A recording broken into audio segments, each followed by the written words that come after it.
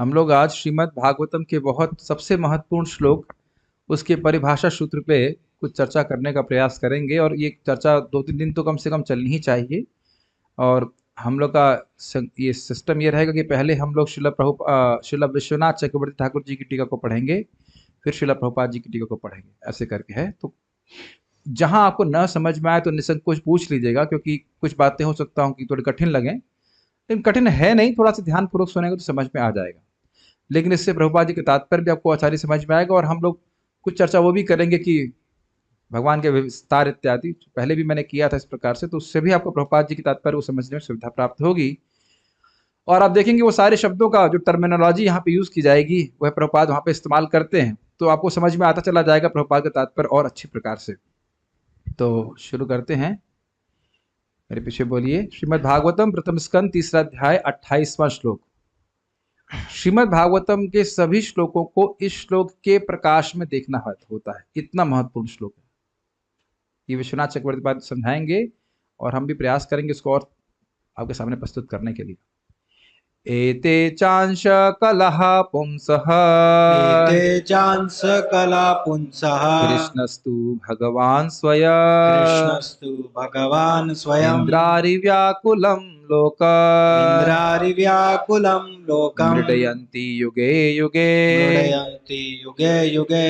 एतचांस कला पुंसः, एते चांस कलः पुंसः, कृष्णस्तु भगवान् स्वयं, कृष्णस्तु भगवान् स्वयं, इन्द्रारिव्याकुलं लोकम्, इन्द्रारिव्याकुलं लोकम्, मृडयन्ति युगे युगे, मृडयन्ति युगे युगे। एतचांस कला पुंसः, एते चांस कलः पुंसः, कृष्णस्तु भगवान् स्वयं, कृष्णस्तु भगवान् स्वयं, इन्द्रारिव्याकुलं लोकम्, इन्द्रारिव्याकुलं लोकम्, मृडयन्ति युगे युगे, मृडयन्ति युगे युगे। एते चांशः कलाः पुंसः, एते चांस कलः पुंसः, कृष्णस्तु भगवान् स्वयं, कृष्णस्तु भगवान् स्वयं, इन्द्रारिव्याकुलं लोकम्, इन्द्रारिव्याकुलं लोकम्, मृडयन्ति युगे युगे, मृडयन्ति युगे युगे। एते चांश कलः पुंसः, एते चांस कलः पुंसः, कृष्णस्तु भगवान् स्वयं, कृष्णस्तु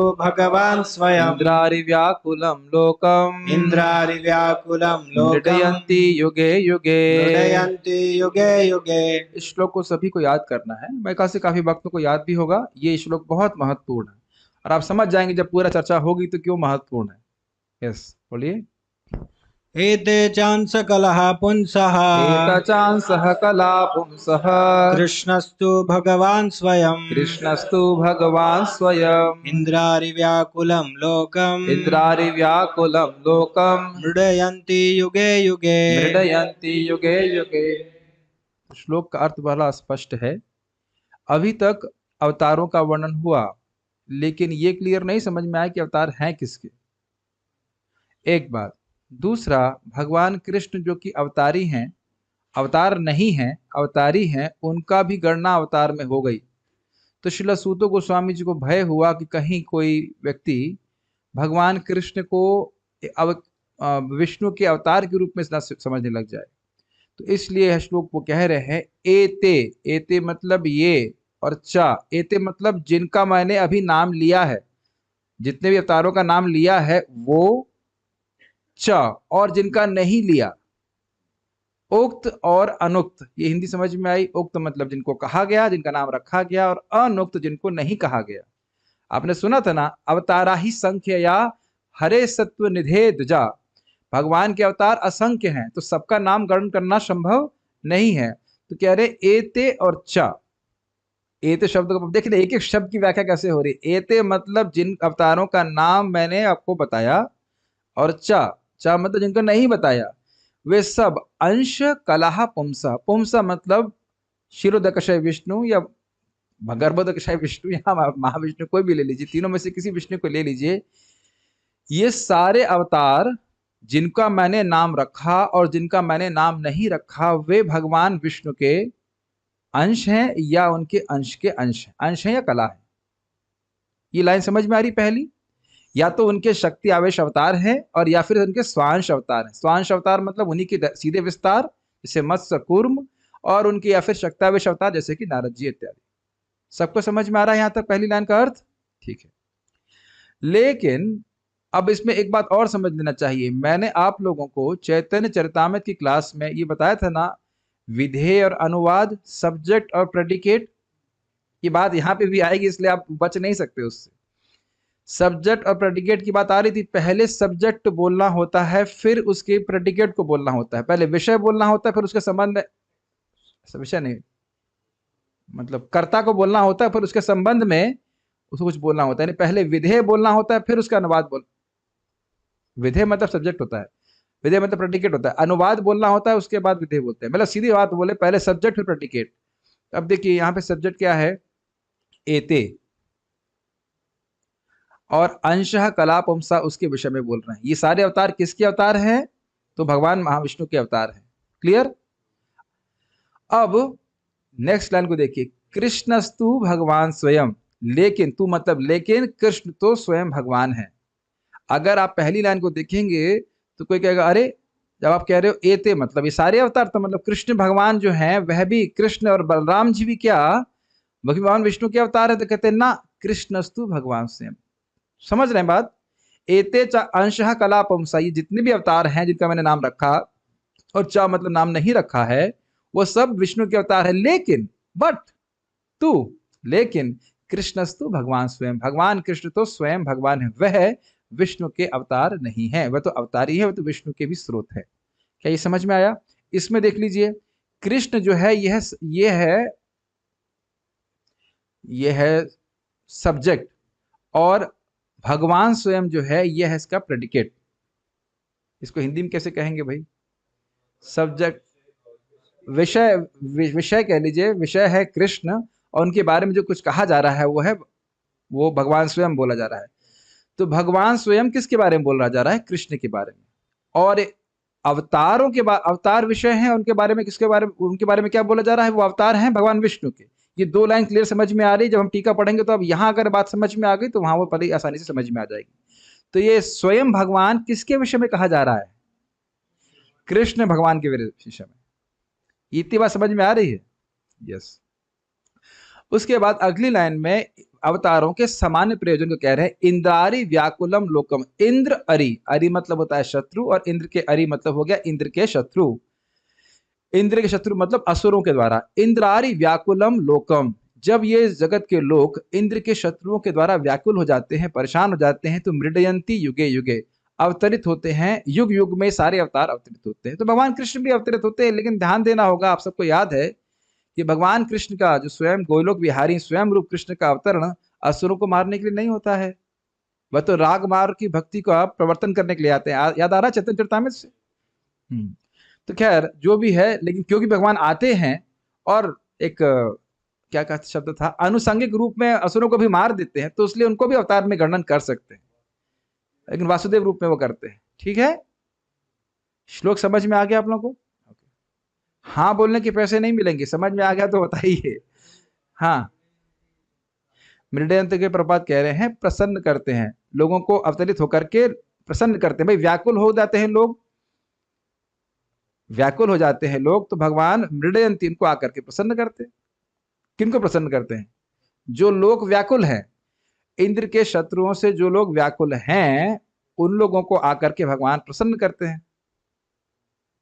भाई जैसे कि कंस की वजह से परेशान थे ना, देवकी वसुदेव इत्यादि सभी लोग, तो कंस को मारा तो भगवान के भक्त प्रसन्न हुए कि नहीं हुए? तो ये बोल रहे हैं। अनुवाद, परमेश्वर के सारे अवतार या तो पुरुष अवतारों के अंश हैं या अंशों के अंश हैं, यानी कला है। लेकिन कृष्ण स्वयं पूर्ण पुरुषोत्तम भगवान है। प्रत्येक युग में जब जब इंद्र के शत्रु संसार को विचलित करते हैं, तब तब वे अपने विभिन्न स्वरूपों के माध्यम से जगत की रक्षा करते हैं। ये तो स्पष्ट समझ में आ रहा होगा, इसमें कोई दिक्कत तो है नहीं। सारार्थ दर्शनी टीका, तो ये देखने में श्लोक बहुत आपको मतलब कोई ऐसा नहीं लगेगा बहुत बड़ा श्लोक है या बहुत कठिन श्लोक है, लेकिन टीका देखिएगा, बहुत गंभीर टीका है। ठीक है, लिंक, क्या यह सभी अवतार जिनका अभी वर्णन हुआ यह समतुल्य हैं या इनमें तारतम्यता है? तो इस प्रश्न की अपेक्षा में यह श्लोक कह रहे हैं एते। ये लिंक समझ में आया? क्या ये सारे अवतार आपने जो बोले हैं वो एक ही श्रेणी के हैं, एक ही कैटेगरी के हैं, या इनमें कोई ऊपर नीचे है या कुछ तारतम्यता, मतलब ग्रेडेशन है क्या इसमें? तारतम्यता कर समझ रहे हैं क्या? इससे अधिक शक्तिशाली, इससे अधिक शक्तिशाली, इस प्रकार से है। अगर मान लो कोई ये प्रश्न करे तो उस पे हम श्लोक कह रहे हैं, अर्थात पूर्वोक्त सभी अवतार, जो कि एते शब्द से, एते एते अर्थात पूर्वोक्त सभी अवतार, एते मतलब जिन अवतारों का नाम इस अध्याय में लिया गया, और च अर्थात अनुक्त सभी अवतार जो पहले ही निर्दिष्ट किए जा चुके हैं। निर्दिष्ट मतलब जिनका निर्देशन किया गया, जैसे भगवान दूसरे अध्याय के आखिरी श्लोक में आपने सुना था, देव तिर्यंग नरादिषु, भगवान देवताओं में, जानवरों में, इंसानों में अवतार लेते ही रहते हैं। तो अवतारों के बारे में निर्देश कर दिया गया था वहां पे। उसके बाद यहाँ पे भी बोला गया अवतार ही असंख्य या हरे सत्व निधे द्विजा, भगवान हरि के अवतार असंख्य हैं। तो इस प्रकार से सारे अवतारों को निर्देशित कर दिया गया, इंगित कर दिया गया। तो यहाँ कह रहे हैं एते शब्द से कहना समझना चाहिए कि जो अवतारों का नाम रखा गया, और च शब्द समझना चाहिए कि जिन अवतारों को नाम नहीं रखा गया लेकिन उनको उनके बारे में बोल दिया कि ये अवतार। जैसे मैं कहूं यहाँ पे कि बीएमएस के स्टूडेंट्स आए हैं, तो मैं कहूं भाई अनीश प्रभु है, अनीश और इत्यादि, अनीश इत्यादि आए हैं, तो अनीश प्रभु का नाम रख रहा हूं, और बाकी का इत्यादि से बाकी लोगों का नाम समझ लेना चाहिए कि भाई आयुष प्रभु भी आए हैं, और रुद्र प्रभु भी आए हैं, सुनील प्रभु भी आए। अब समझ में आ रहा है? एते मतलब इनका नाम जिनका रखा गया, और च मतलब जिनका नाम नहीं भी रखा गया उनको, उनके बारे में भी बता रहे हैं। तो वे सब वे भगवान महाविष्णु के अंश या कला हैं। अब देखिए, आप लोगों ने में शायद कुछ लोगों की अंडरस्टैंडिंग इस प्रकार की होगी, एते चंसा कलापुंसा कृष्ण तो भगवान स्वयं, मतलब ये सारे अवतार कृष्ण के हैं। प्रायः लोगों की यही अंडरस्टैंडिंग रहती है, इस श्लोक की समझावट रहती है कि सारे अवतार कृष्ण के हैं। आप ऐसे कह सकते हैं क्योंकि भगवान कृष्ण और भगवान विष्णु में कोई भेद नहीं है, लेकिन टेक्निकली स्पीकिंग जो प्रभुपाद यहाँ पे बोल रहे हैं, एते चांसकलः पुंसः, पुंसः शब्द कृष्ण के लिए नहीं, विष्णु अवतार पुरुषावतार के लिए है। ये समझ में आ रहा है? ये बहुत ही सटल पॉइंट है श्लोक को समझने का। तो कह रहे हैं वे भगवान महाविष्णु या पुंसः के अंश या कला हैं। ठीक है, ये समझ में आ रहा है? जहां नहीं समझ में आएगा मुझे बताइएगा। नोट, मत्स्य आदि अंश हैं और कुमार नारद आदि आविश अवतार या कला है। इसका अर्थ समझ रहे हैं? देखिए, मत्स्य अवतार है या कूर्म अवतार है, ये स्वयं विष्णु तत्व ही हैं। इनमें और भगवान विष्णु में कोई भी भेद नहीं। ये बात समझ में आ रही है? इससे पहले कि हम आगे जाएं, आपको फिर से बता रहा हूं, स्वांश का अर्थ ये है कि भगवान अपने आप को विस्तारित करते हैं और वह विष्णु तत्व ही होते हैं, लेकिन वह एक देश और काल के अनुरूप वह शक्ति प्रस्तुत करते हैं, सारी शक्ति प्रस्तुत नहीं करते हैं। भगवान मत्स्य के बारे में आपने सुना था, तो मत्स्य भगवान ने एक विशेष कार्य किया था, वो नाव को खींचे थे और सत्यव्रत मुनि को, राजा को उन्हें दिव्य ज्ञान भी दिया था। ये बात आपको याद आ रही है? पढ़ाया गया था। उसी प्रकार से कच्छप अवतार ने भगवान ने आकर के मंदराचल को संभाला था, इस प्रकार से। तो अब देख रहे हैं कि एक विशेष प्रयोजन के लिए आते वो और कार्य भी कर सकते हैं जो भगवान विष्णु कर सकते हैं, लेकिन वह कार्य वह करते नहीं है, कि एक विशेष प्रयोजन लेके ही आते नहीं। शक्ति भगवान विष्णु के समान ही है, क्योंकि वह स्वयं भगवान विष्णु ही है। स्वांश का अर्थ समझ में आ रहा है? कई बार लोग बोलते हैं कि स्वांश का क्या अर्थ होता है, इसलिए हम इसको समझा रहे हैं यहाँ पे। और विभिन्न अंश का अर्थ क्या होता है? एक जीव में जब भगवान कोई विशेष शक्ति देते हैं कुछ कार्य करने के लिए, उसको उसमें आवेश कहते हैं। आवेश का मतलब हो गया भरना, अगर सीधे समझेंगे तो भर देते हैं, शक्ति संचारित कर देते हैं उसको एक विशेष कार्य करने के लिए, तो उनको आवेश अवतार कहते हैं। तो यहाँ पे समझाया जा रहा है कि एता चांस कला वंश, अंश का अर्थ हो गया स्वांश, और कला का मतलब हो गया आवेश, शक्ति आवेश अवतार। क्या इसमें समझने में कुछ कठिनाई हो रही है? कहीं ऐसा तो नहीं है कि ये भी समझ में नहीं आ रहा है कि क्या समझ में नहीं आ रहा है? हाँ बताइए। जो अंश आपने बताया, और अभी आपने बताया कि जो आवेश का जो आपने वर्ड बताया जो मत्स्य के लिए था, तो वो तो एक मत्स्य पर्पसली के लिए आवेश नहीं था। नहीं, हाँ मैंने बताया मत्स्य के लिए कूर्म अंश आदि था। जो है वो अंश अवतार हैं, जी, स्वांश अवतार हैं, और नारद और जो कुमार हैं, चार कुमार, वे आवेश अवतार हैं। जी जी जी तो उनको कला कहा जाएगा। जी जी शक्ति का ही भेद नहीं, तत्व का भी भेद है।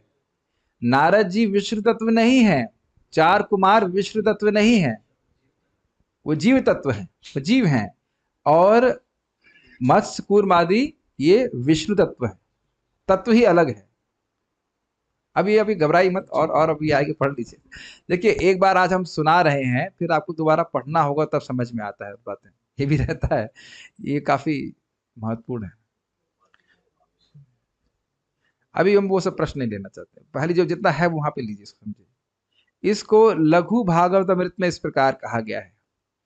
ज्ञान शक्ति आदि कलया यत्राविष्ट जनार्दन त आवेश निगद्यन्ते जीवा एव महत्तमः वैकुंठोऽपि यथा शेषो नारदः सनकादया। ज्ञान शक्ति आदि कलया यत्राविष्ट जनार्दन, जिसमें भगवान जनार्दन की ज्ञान शक्ति आदि, आदि मतलब अन्य शक्तियों का आवेश होता है। तो आवेश निगद्यन्ते जीवा एवं महत्तमा, कोई महान जीव जिसमें भगवान किस प्रकार की शक्ति आवेशित होती है उसको आवेश अवतार कहा जाता है। वैकुंठ में भी जिस प्रकार शेष नारद और सनक आदि हैं, यहाँ पे शेष मतलब वो अनंत शेष नहीं जो भगवान विष्णु की शैया है, शेष एक और जीव के बारे में जिसमें भगवान की शक्ति आवेशित है। महान जीव जिनको भगवान की ज्ञान शक्ति आदि का एक अंश प्राप्त है उन्हें आवेश अवतार कहा जाता है।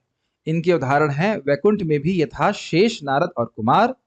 नोट, यहाँ पर जिन शेष के विषय में कहा गया है वे भगवान अनंत शेष नहीं है जो भगवान महाविष्णु की शैया के रूप में विराजमान है। वो तो भगवान विष्णु से अभिन्न है, आपने पढ़ा ही था, वो विष्णु तत्व है। तो अब यहाँ पे क्या सीख रहे हैं? आवेश का मतलब जीवात्मा जब भगवान की एक विशेष शक्ति से युक्त होता है एक विशेष कार्य करने के लिए, तो उसको शक्ति आवेश अवतार कहते हैं। वो विष्णु तत्व को कभी शक्ति आवेश अवतार नहीं करते हैं। क्या ये बात समझ में आ रही है? विष्णु तत्व को, भगवत तत्व को शक्ति आवेश नहीं कहते हैं। जीव तत्व, कोई जीव है जिसको विशेष कार्य करने के लिए भगवान उसमें एक शक्ति देते हैं ताकि वो कार्य कर सके। देखिए, थोड़ा समझना होगा, जब भगवान स्वांश के रूप में आते हैं तो उनके पास शक्ति तो बहुत कुछ है, लेकिन वो केवल उतना ही अपनी स्वेच्छा से केवल उतनी ही शक्ति प्रस्तुत करते हैं जितना उस समय के लिए आवश्यक हो। समझ में आ रहा है आपको? क्या नाम है आपका? भूल गया, डांटने से पहले नाम भी आप भूल गया। क्या नाम है आपका? श्रीनाथ जी के बगल बैठे हुए, क्या नाम है इनका? हाँ, नकुल प्रभु। समझ में आ रहा है स्वांश क्या है? स्वांश का अर्थ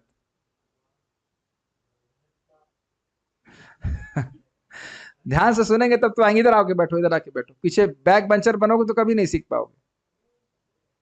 आगे जाके बैठो। यहाँ पे हम आगे नहीं बढ़ेंगे जब तक बात समझ में नहीं आ रही है। सामने वालों को समझ में नहीं आ रही होगी तो जूम वालों को क्या हो रहा होगा मुझे नहीं पता है। समझ में आ रहा है कि नहीं? मन को बंद नहीं करना है, केवल दो ही प्रकार की बातें बोल रहे हैं, इसमें क्या कठिनाई है बताइए? स्व अंश, उनके खुद के अंश। इधर सामने बैठी। स्व अंश का मतलब समझ रहे हैं? स्व अंश मतलब भगवान के स्वयं के विस्तार, जो स्वयं भगवान से बिल्कुल पूरी तरह से अभिन्न है। अरे यही समझ में नहीं आएगा तो आगे की टीका तो फिर ऊपर से निकल जाएगी। उनमें और भगवान में कोई भेद नहीं है। जैसे एक दीपक दूसरे दीपक को जलाए तो दोनों एक ही प्रकार से जलते हैं कि नहीं? तो भगवान अपने आप को स्वांश रूप में विस्तारित करते हैं, लेकिन वो शक्ति अपनी इच्छा से उतनी ही प्रस्तुत करते हैं जितनी वहां पे आवश्यक हो। अभी सुनिए तो सही। लेकिन शक्ति आवेश में क्या है? नारद जी अगर चाहें तो भी उतनी ही शक्ति प्रस्तुत कर सकते हैं जितनी इनको दी गई है। ऐसे समझिए कि 100 वाट का बल्ब, एग्जांपल दे रहा हूं, 100 वाट के बल्ब को डिम करके 20 वाट पे चलाया जा सकता है, लेकिन 20 वाट के बल्ब को तेज करके 100 वाट पे नहीं चला सकते।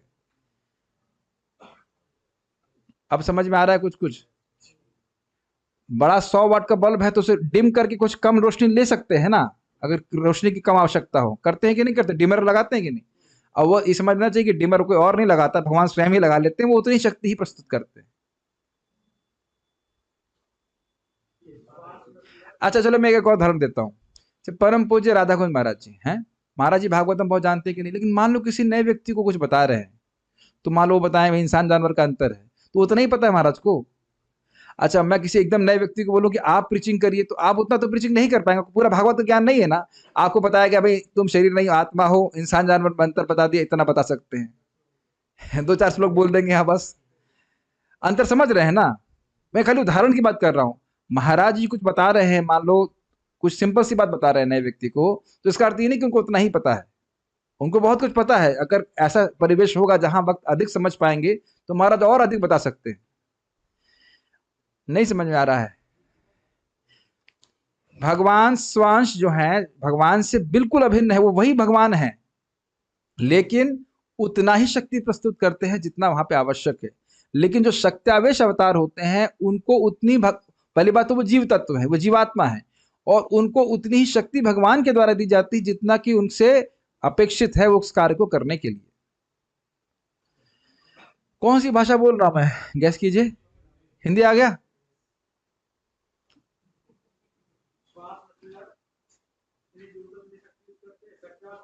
उतनी शक्ति ही है, बस उससे अधिक कर ही नहीं सकते।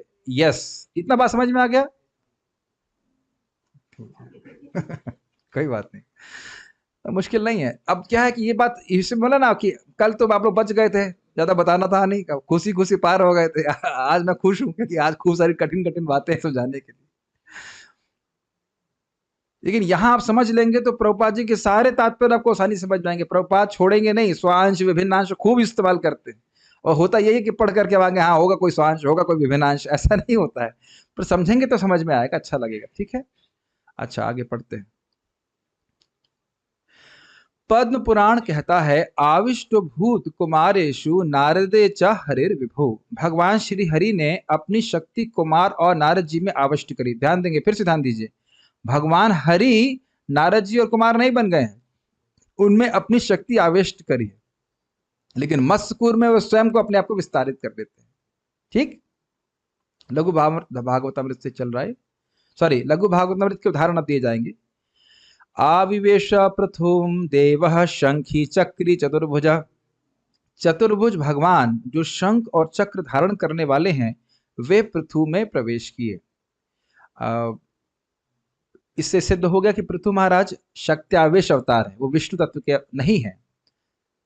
अगर अभी समझ में नहीं आ रहा तो ऐसे समझिए, कभी कभी आप देखते हैं कि कोई भूत किसी के शरीर में घुस जाता है तो वो अजीब तरह से कार्य करने लगता है, तो उस भूत की शक्ति आ जाती है ना, वो 20 लोग भी उसको पकड़ नहीं पाते ऐसे करके।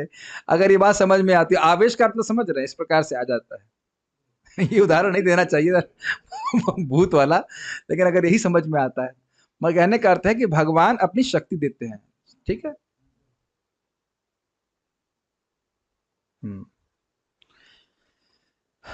एतत्ते कथितं देवी जामदग्निर्महात्मनः शक्त्यावेशावतारस्य चरितं शारंगिणः प्रभो। ये सब शक्त्यावेश अवतारों का ही वर्णन हो रहा है। हे देवी, महान आत्मा परशुराम जो भगवान कृष्ण के शक्त्यावेश अवतार है उनका यहाँ वर्णन हुआ। ये लघु भागवतामृत का है, श्रीमद् भागवतम का नहीं कोटेशन दिया जा रहा है। तो यहाँ पे भी आप समझ लेना चाहिए, इसका अर्थ क्या हुआ कि परशुराम भी विष्णु तत्व नहीं है, शक्त्यावेश है। क्या शक्ति दी थी इनको? चॉपर चलाना, चॉपिंग करने की, वेजिटेबल कटिंग की, है कि नहीं? लेकिन वो वेजिटेबल कौन थे? क्षत्रिय थे। ठीक है, काट दिया।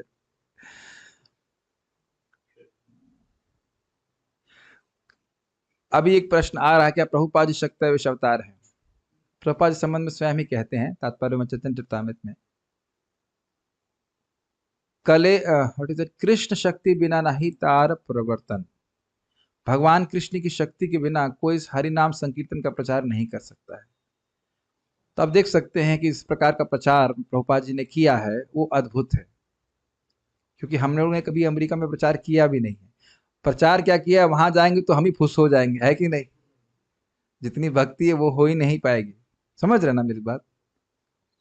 तो उसमें कोई संदेह नहीं, उनके कार्यों से देखना चाहिए, कार्यों से देखना चाहिए। नारद जी इस प्रकार से प्रचार कर रहे हैं तो उसमें कुछ संदेह नहीं है, या परशुराम जी ने जैसा कार्य किया वैसे कोई कर नहीं सकता। ठीक है, लेकिन विशेष शक्ति दी जाती है भगवान के द्वारा से। अब और एग्जाम्पल कल्कि की आ रहे हैं। कलेर अंते च संप्राप्ते कल्किनम ब्रह्मवादिनम अनुप्रविश्य कुरुते वासुदेव जगस्थितिम। कलयुग के अंत में भगवान वासुदेव, भगवान के भक्त कल्कि में प्रवेश करते हैं और जगत का पालन करते हैं। तो अब देखिए, अवतार क्यों कह रहे हैं? क्योंकि भगवान की शक्ति का अवतार उस व्यक्ति में हो रहा है ताकि वो विशेष रूप से कार्य कर सके। ठीक है, लेकिन यह नहीं सोचना चाहिए कि हर अवतार भगवान विष्णु ही है, ऐसा नहीं है।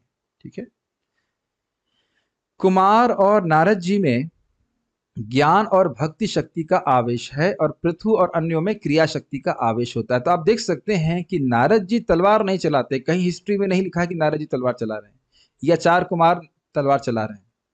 कभी चलाते हैं? लेकिन कल की भगवान अब कुछ बोलेंगे नहीं उनकी केवल तलवार चलेगी। परशुराम में ज्यादा कुछ बोले नहीं, केवल तलवार चला रहे हैं। तो हर एक व्यक्ति जहां भी जितने भी शक्ति अवतार है उनको एक विशेष शक्ति प्रदान की जा रही है वो कार्य करने के लिए। They are endowed with a specific potency to act in a specific way. They don't have all the potency of the Supreme Personality of Godhead. But a Swansh expansion will have all the potency of the Supreme Personality of Godhead, but he will exhibit only a particular potency by his sweet will for a particular purpose. ठीक? बंगला में भी बोलूं? ठीक। अब इसमें भी थोड़ा विभाजन कर रहे हैं शक्ति आवेश में। कुछ में महाशक्ति और कुछ में अल्प शक्ति का आवेश होता है। आवेश समझ में आ रहा है? भर देना या दे देना। प्रथम प्रकार में नारद जी और चार कुमार आते हैं और उनको अवतार कहा जाता है महाशक्ति से युक्त, और दूसरे जिनमें अल्प शक्ति का आवेश होता है यथा मरीचि और मनु आदि, उनको विभूति कहा जाता है। परंतु जिनको 20वां अवतार कहा गया वे कृष्ण तो भगवान हैं, न कि अंश और ना ही अंशी पुरुषावतार, अपितु वे भगवान हैं। अभी समझने का प्रयास कीजिए। शक्ति आवेश अवतार के बारे में बात हो रही थी, उसमें भी दो कैटेगराइजेशन हो गए। एक जिनको बहुत अधिक शक्ति दी जाती है और एक जिनको थोड़ी कम शक्ति दी जाती।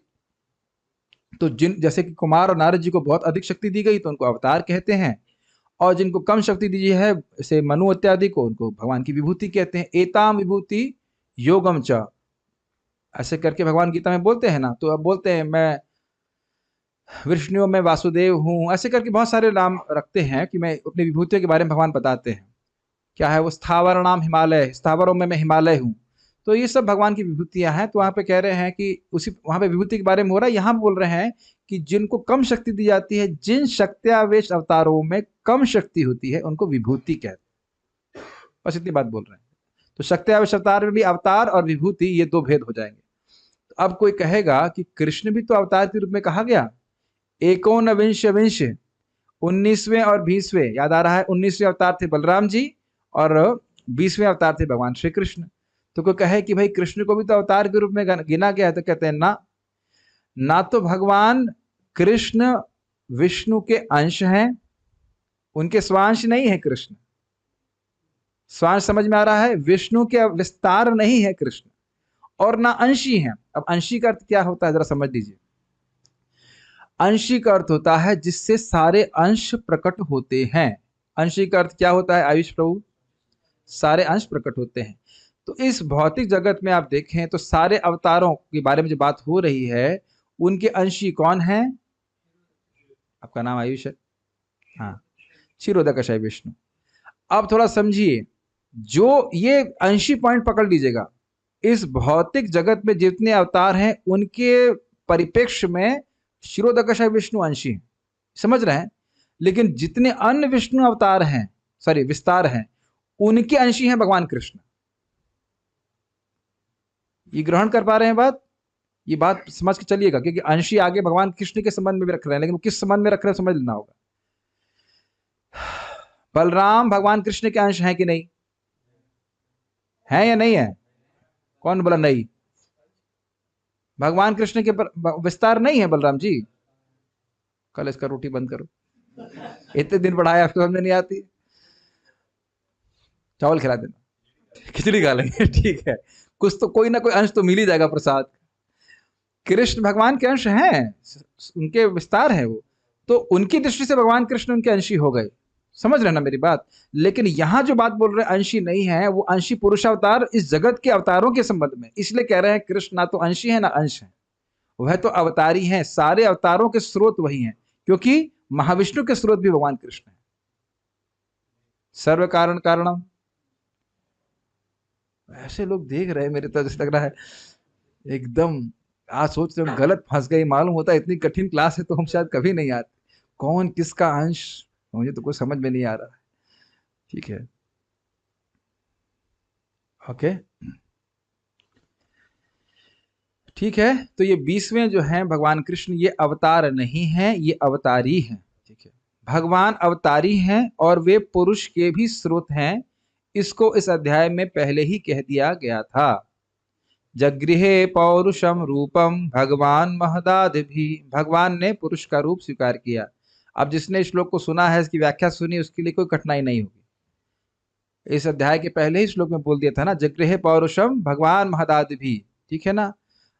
लोक सृष्टिया, जगत की सृष्टि करने के लिए भगवान ने पुरुषावतारों का रूप लिया, महाविष्णु का रूप लिया, फिर महाविष्णु ने गर्भोदकशायी, फिर क्षीरोदकशायी। क्लियर? तो यही पहले ही श्लोक में क्लियर कर दिया गया कि भगवान कृष्ण ही अपने आप को विस्तारित करके पुरुषावतार के रूप में आते हैं। तो पुरुषावतार के स्रोत भी भगवान कृष्ण हैं। इस जगत के अवतारों के संबंध में अंशी कौन है? विष्णु, विष्णुदकशायी विष्णु, लेकिन उनके भी अंशी या उनके भी स्रोत हैं वो भगवान कृष्ण। ठीक, ऐसा कहा गया है। हाँ, अनुवादम अनुक्त्वा तु न विधेयम उदीरयेत, नहीं अब लब्धास्पदम किंचित कुत्रचित प्रतितिष्ठति। कर्ता के पूर्व उसकी निर्दिष्ट बात विधेय का प्रयोग नहीं करना चाहिए, क्योंकि समुचित आधार पर बिना वह खड़ा नहीं रह सकता है। ऐसा मत सोचिएगा कि श्लोक आप पहली बार जीवन में देख रहे हैं। चैतन्य चरितामृत के प्रवचन सुने थे, उसमें भी यही बात आई थी कि अगर आप सब्जेक्ट नहीं बता रहे हो तो फिर विधेय मतलब उसका प्रेडिकेट के बारे में कुछ बोलने का मतलब नहीं हुआ। जैसे कहा, उदाहरण था कि ये ब्राह्मण बहुत बड़ा पंडित है, यह ब्राह्मण बहुत बड़ा पंडित है। तो अगर आप ब्राह्मण को हटा दीजिए, कहें बहुत बड़ा पंडित है, तो समझ में नहीं आएगा किसके बारे में बात हो रही है। तो उसी प्रकार से अगर आप श्लोक को देखें वापस से, तो कृष्ण ये सब्जेक्ट हो गया, तो भगवान स्वयं ये है उसका प्रेडिकेट हो गया। तो ये जो भगवान स्वयं शब्द है, ये प्रेडिकेट है। ये जो प्रेडिकेट समझ गए, प्रेडिकेट को हिंदी में क्या कहते हैं, मुझे गलत नहीं बोलना चाहता हूँ, तो जो भी आप समझते हो, विधेय ये कृष्ण के बारे में बोल रहे हैं। ये ऐसा नहीं बोल रहे कि कृष्ण भगवान के अवतार हैं, ऐसा नहीं बोल रहे हैं। कृष्ण तो स्वयं भगवान है, समझ रहे हैं। तो यहाँ एक सिद्धांत बता रहे हैं कि इसके अनुसार आप बिना सब्जेक्ट कहे प्रेडिकेट के बारे में नहीं बोल सकते। क्या बहुत कठिन हो रहा है? कि आपको लगता है कि प्रभुपाद जी ग्रंथों में बात थी, ये चैतन्य चरितामृत में भी बात बताया गया। याद आ रहा है आपको? सब बोले थे ना, इस पर काफी विस्तार से चर्चा करी गई थी। तो आप बच नहीं सकते। वो अलग बात है, जब हम स्वयं पढ़ते हैं, यदि पढ़ते हैं तो हम उसको स्किप कर देते हैं, लेकिन यहाँ पे एक एक बात को बड़ी युक्तिपूर्ण तरीके से श्रील विश्वनाथ चक्रवर्ती ठाकुर जी समझा रहे हैं। ठीक है, वैसे ध्यान रखना होगा कि विश्वनाथ चक्रवर्ती ठाकुर जी कृष्णदास कविराज गोस्वामी के बाद आए हैं और वह चैतन्य चरितामृत पढ़ चुके हैं।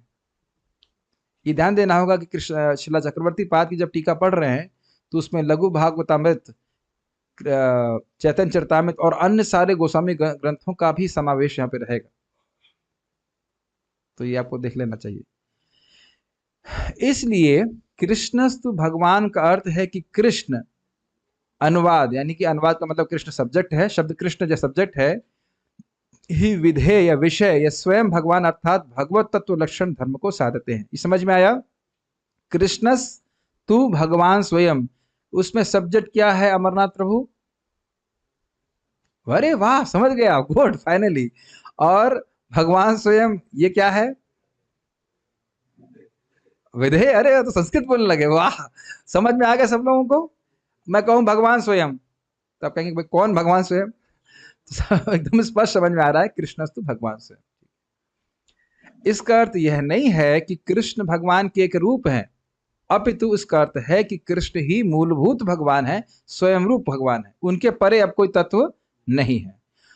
जैसे भगवान गीता में क्या बोलते हैं, अहम सर्वस्व प्रभवो, मैं सभी का स्रोत हूं, मतलब कृष्ण का स्रोत कोई भी नहीं, और अन्य सभी रूपों के आधार हैं। स्पष्ट समझ में आ रहा है? जितने विष्णु स्वरूप हैं उनकी भगवत्ता भी भगवान कृष्ण की भगवत्ता पे आधारित होती है। जैसे उदाहरण आपने सुना था ना, एक दीपक है, उससे बहुत सारे दीपक जलाते हैं, फिर और उन सबकी शक्ति एक समान होती है, फिर भी एक मूल दीपक होता है। तो उसी प्रकार से भगवान विष्णु, जितने भी विष्णु तत्व हैं वे भगवान कृष्ण से विस्तारित होते हैं और वह उनके समान ही शक्तिशाली है, फिर भी मूल विष्णु कौन है? कृष्ण है। मेरे ख्याल से अब तो कुछ कठिनाई नहीं हो रही होगी समझने में। इसको पुनः स्पष्ट करने के लिए कह रहे हैं स्वयं। इससे भगवान कृष्ण का पुरुषावतार भगवान और महानारायण भगवान से भी उत्कर्ष साधित हुआ। ऐसे फिलॉसफी कठिन है प्रभु जी, और आप इतनी मुश्किल हिंदी रख रहे हैं यहाँ पे। उत्कर्ष का मतलब होता है श्रेष्ठता। अब आप ये बताइए कि क्या पुरुषावतार किसी के विस्तार हैं? पुरुषावतार मतलब चलिए महाविष्णु पे तो चले जाते हैं, महाविष्णु किसी के विस्तार हैं? किसके विस्तार हैं? संकर्षण भगवान के विस्तार हैं। क्या नारायण किसी के विस्तार हैं? तो मूल चतुर्व्यूह आप जानते हो ना, वासुदेव अनिरुद्ध संकर्षण प्रद्युम्न, तो संकर्षण भगवान के विस्तार है नारायण। तो आप देख रहे हैं कि स्वयं का मतलब हुआ कि उनकी सत्ता अब और किसी पे आश्रित ना हो। स्वयं रूप, स्वयं भगवान, इन शब्दों का अर्थ यह है कि उनकी सत्ता वह किसी के विस्तार ना हो, यह इसका अर्थ है। माता जी लोग को समझ में आ रहा है आप लोगों को? शिवम शिवम नाम है ना आपका? कुछ समझ में आ रहा है? जैसे मैं पिताजी से आया हूं, मेरे पिताजी किसी और से आए हैं, तो हम लोग की सत्ता किसी पे आश्रित है, उसको आश्रय लेकर क्या है? वैसे तो आत्मा अजन्मा है, लेकिन मैं एग्जाम्पल दे रहा हूं, समझ रहे? मोटा मोटा उदाहरण देने के लिए। लेकिन भगवान कृष्ण किससे आए हैं? किसी से नहीं आए। क्या इतनी बात भी नहीं समझ में आ रही है भाई? फिर तो रुके बांटो, और कुछ नहीं कर सकते। प्रसाद खाओ और कुछ नहीं, जब करो तो समझ में आएगा। इतना मुश्किल है क्या ये बात? आप पीछे पीछे जाएंगे तो कृष्ण के परे अब कोई कारण आपको नहीं ढूंढने को मिलेगा। तो इसलिए कह रहे हैं, स्वयं शब्द से यह साबित हुआ कि पुरुषावतार और महानारायण, जिनके पुरुषावतार भी महानारायण के ही विस्तार हैं, तो वो उनसे भी भगवान श्री कृष्ण का उत्कर्ष साधित हुआ, मतलब स्पष्ट हुआ, सिद्ध हुआ, प्रूव्ड हुआ। ठीक। परंतु अब कोई कहेगा, अरे तो फिर कृष्ण को अवतारों में क्यों गिना? जब वो अवतारी हैं तो नहीं बोलते हैं कि वो भी एक अवतार है? ये भी प्रश्न बन जाएगा। आपने बोला, अभी आपने बोला कि 19वें और 20वें अवतार जो है वो कृष्ण है और बलराम और कृष्ण है, ऐसा क्यों कहा आपने? तो अब उस पर कह रहे हैं, परंतु कृष्ण अवतारों में गिने जाते हैं क्योंकि वे मथुरा इत्यादि पृथ्वी पर स्थित स्थानों पर अवतरित होते हैं। क्योंकि वो अवतरित होते हैं इसलिए उनको अवतार कह रहे हैं। बस एक बात कॉमन है उनकी कि अन्य अवतारों की तरह वह भी जगत में आते इसलिए अवतार कह रहे हैं, लेकिन इसका अर्थ यह नहीं है कि वह विष्णु के अवतार है। ग्रहण कर रहे हैं? एक मनुष्य की भांति लीलाएं करते हैं, भौतिक जगत के लोगों पर कृपा करते हैं और प्रकट तथा अप्रकट होते हैं। क्या ये गुण अन्य अवतारों में होते हैं? जगत में आना, कुछ लीला करना, लोगों पे कृपा करना और प्रकट तथा अप्रकट होना, क्या ये अन्य अवतारों में गुण होता है? करना में तुम को प्रसाद नहीं देंगे हम। सुन ही नहीं रहे हो क्या क्या बोल रहा हूं मैं? पहले नाना करना चालू कर दिया। क्या अन्य अवतार लीला करते हैं आके जगत में? हाँ। बहुत मैं प्रश्न जानबूझ के ऐसे कर रहा हूं, इसका उत्तर लगेगा नहीं नहीं। अवतार का मतलब ही अवतरती इति अवतार, वो जगत में आते हैं। थक गए सब लोग? अवतार का मतलब है कि जगत में आते हैं, लीला करते हैं, लोगों पे कृपा करते हैं और प्रकट और अप्रकट होते हैं। क्षीरोदकाशाय विष्णु का अवतार के रूप में क्यों नहीं बोल रहे हैं? याद आ रहा है? क्योंकि वो कूटस्थ रहते हैं, वो कभी अवतरित और अनवतरित नहीं होते।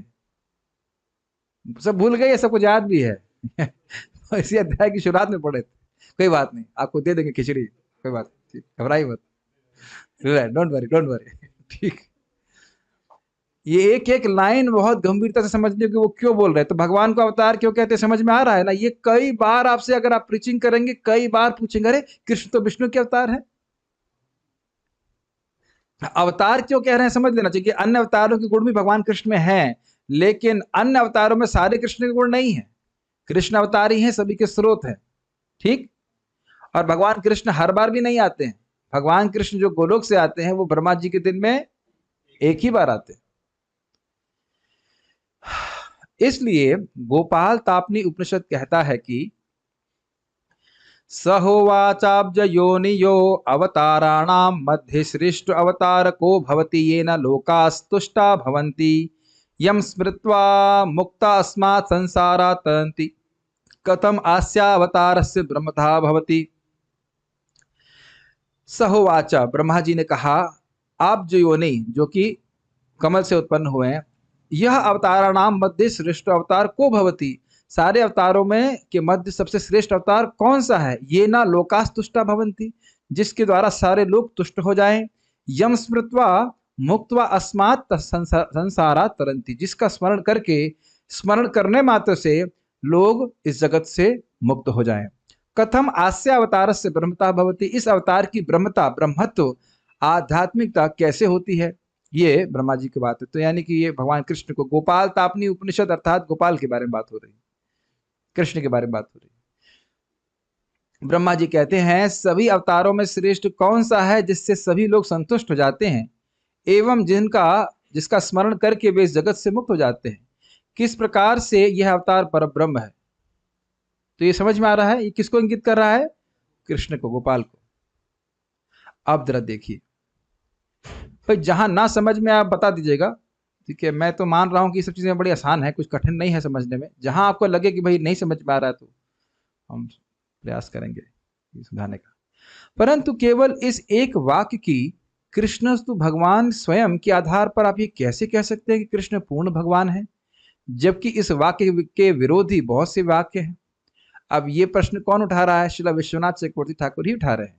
और वह श्रीमद् भागवतम के अन्य स्थानों पे अन्य श्लोकों का उदाहरण देकर कहेंगे कि मान लो कोई कह रहे नहीं, भागवत में बोला गया है कि कृष्ण विष्णु के अंश है, आप ऐसे कैसे कह सकते हो कि एक ही श्लोक, कृष्णस्तु भगवान स्वयं, एक ही श्लोक को आपने बस ले लिया और पूरा भागवत पे आपने उसको आरोपित कर दिया? ये तो सही बात नहीं है।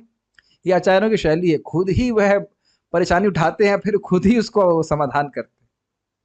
ये प्रश्न समझ जो उठाया जा रहा है वो समझ में आ रहा है कि एक श्लोक को पकड़ करके आप पूरे शास्त्र पे आरोपित कैसे कर सकते हो? अब आपको बहुत ध्यानपूर्वक सुनना होगा। अभी तक भले ही कुछ भी सोचा क्या सुना हो, लेकिन अभी बहुत ध्यानपूर्वक सुनना होगा तो समझ में आएगा। बहुत रहस्यमय बातें हैं। यदोश्च धर्मशीलस्य नितरां मुनिसत्तमा तत्रांशेन अवतीर्णस्य विष्णोर्वीर्याणि शंसनः। अब यहाँ पे दो अनुवाद रखे गए हैं, तो बहुत ध्यानपूर्वक सुनिए। हे मुनिश्रेष्ठ, आप परम पवित्र तथा धर्मशील यदुवंशियों का भी वर्णन कर चुके हैं। अब हो सके तो कृपा करके उन भगवान विष्णु के अंश के अद्भुत महिमामय कार्यकलापों का वर्णन करें जो यदुवंश में प्रकट हुए। श्रीमद् भागवतम 10:1-2। ये शिला परीक्षित महाराज सुखदेव गोस्वामी को कह रहे हैं कि यदुवंश के राजाओं का आपने वर्णन किया, बड़ी अच्छी बात है। अब जो इस श्लोक के अनुसार अगर आप अर्थ लें तो आप भगवान विष्णु के अंश, यानी भगवान कृष्ण जो विष्णु के अंश हैं, उनके अद्भुत महिमामय कार्यकलापों का वर्णन करें। अगर आप सीधी संस्कृत ले लेंगे, लेकिन प्रभुपाद जी कैसे अनुवाद कर रहे हैं जरा देखिए। श्रील प्रभुपाद जी का अनुवाद, ये जो अनुवाद रखा गया ये गलत नहीं संस्कृत दृष्टि से, संस्कृत की दृष्टि से गलत नहीं है, लेकिन सिद्धांत की दृष्टि से गड़बड़ हो जाएगा। अब प्रभुपाद जी ने अनुवाद जो लिखा है वह आज जो श्लोक हम चर्चा कर रहे हैं उसको देख करके रखा है, उसके आलोक में सारे अनुवाद भागवत के हमें देखने होंगे। ये अगर आपको याद हो, चैतन्य चरितामृत में ये बोला गया था कि ये भागवत का सार है कि कृष्ण पूर्ण भगवान है, स्वयं भगवान है, और भागवत के सारे श्लोकों को इसी सिद्धांत के आलोक में देखना होगा। अगर आपको याद हो तो हमने इसको बहुत डिटेल में चर्चा किया था, याद आ रहा है पता नहीं। अब प्रभुपाद जी का अनुवाद देखिए। श्रील प्रभुपाद का अनुवाद, हे मुनिश्रेष्ठ, आप परम पवित्र तथा धर्मशील यदुवंशों का भी वर्णन कर चुके हैं, यदुवंशों के राजाओं का वर्णन कर चुके हैं। अब हो सके तो कृपा करके उन भगवान विष्णु या कृष्ण के अद्भुत महिमामय कार्यकलापों का वर्णन करें जो यदुवंश में अपने अंश बलदेव के साथ प्रकट हुए। अब समझ में आया? देखो अब समझ में आ रहा है इसका अर्थ। तो प्रभुपाद जी क्यों अनुवाद कर रहे हैं इस प्रकार का? क्योंकि ये श्लोक जो है इसके आधार पर ही पूरे भागवत के किसी भी श्लोक को समझना होगा। क्या हमारे जूम के डिवोटीज हैं या सब ड्रॉप कर गए? आज तो लोगों के पसीना आ रहा है लग रहा है इतना कठिन बात। ये बहुत महत्वपूर्ण श्लोक है, कुछ कुछ ग्रहण कर पा रहे हैं कि क्या बोला जा रहा है। कहीं पे भी भागवत के श्लोक से ये लगे कि कृष्ण विष्णु के अंश हैं तो हमें ऐसे ही व्याख्या समझनी होगी जो समझाए कि नहीं, कृष्ण के स्रोत विष्णु हैं, सॉरी, कृष्ण विष्णु के स्रोत हैं। फिर से रिपीट करूं, कहीं पे भी अगर आपको, हर श्लोक में ऐसा नहीं लगेगा, कहीं श्लोक में ऐसा लग रहा है, जैसे कि अभी आपको श्लोक सामने है आपके, तो उसमें लगे कि विष्णु के अंश कृष्ण हैं, तो आपको इस प्रकार से समझना होगा कि नहीं, विष्णु कृष्ण के अंश हैं। तो जैसे प्रभुपाद ने यहाँ पे समझाया भगवान या विष्णु या कृष्ण के अद्भुत महिमामय कार्यकलापों का, तो आप कहेंगे यहाँ विष्णु शब्द क्यों कह रहे हैं? विष्णु यहाँ कृष्ण को, कृष्ण भी ओरिजिनल विष्णु है। जैसे कि आप दामोदर अष्टकम में सुनते हैं, नमो देव दामोदर अनंत विष्णु, समझ रहे हैं ना? तो भगवान कृष्ण को विष्णु कहने में कोई दिक्कत नहीं है।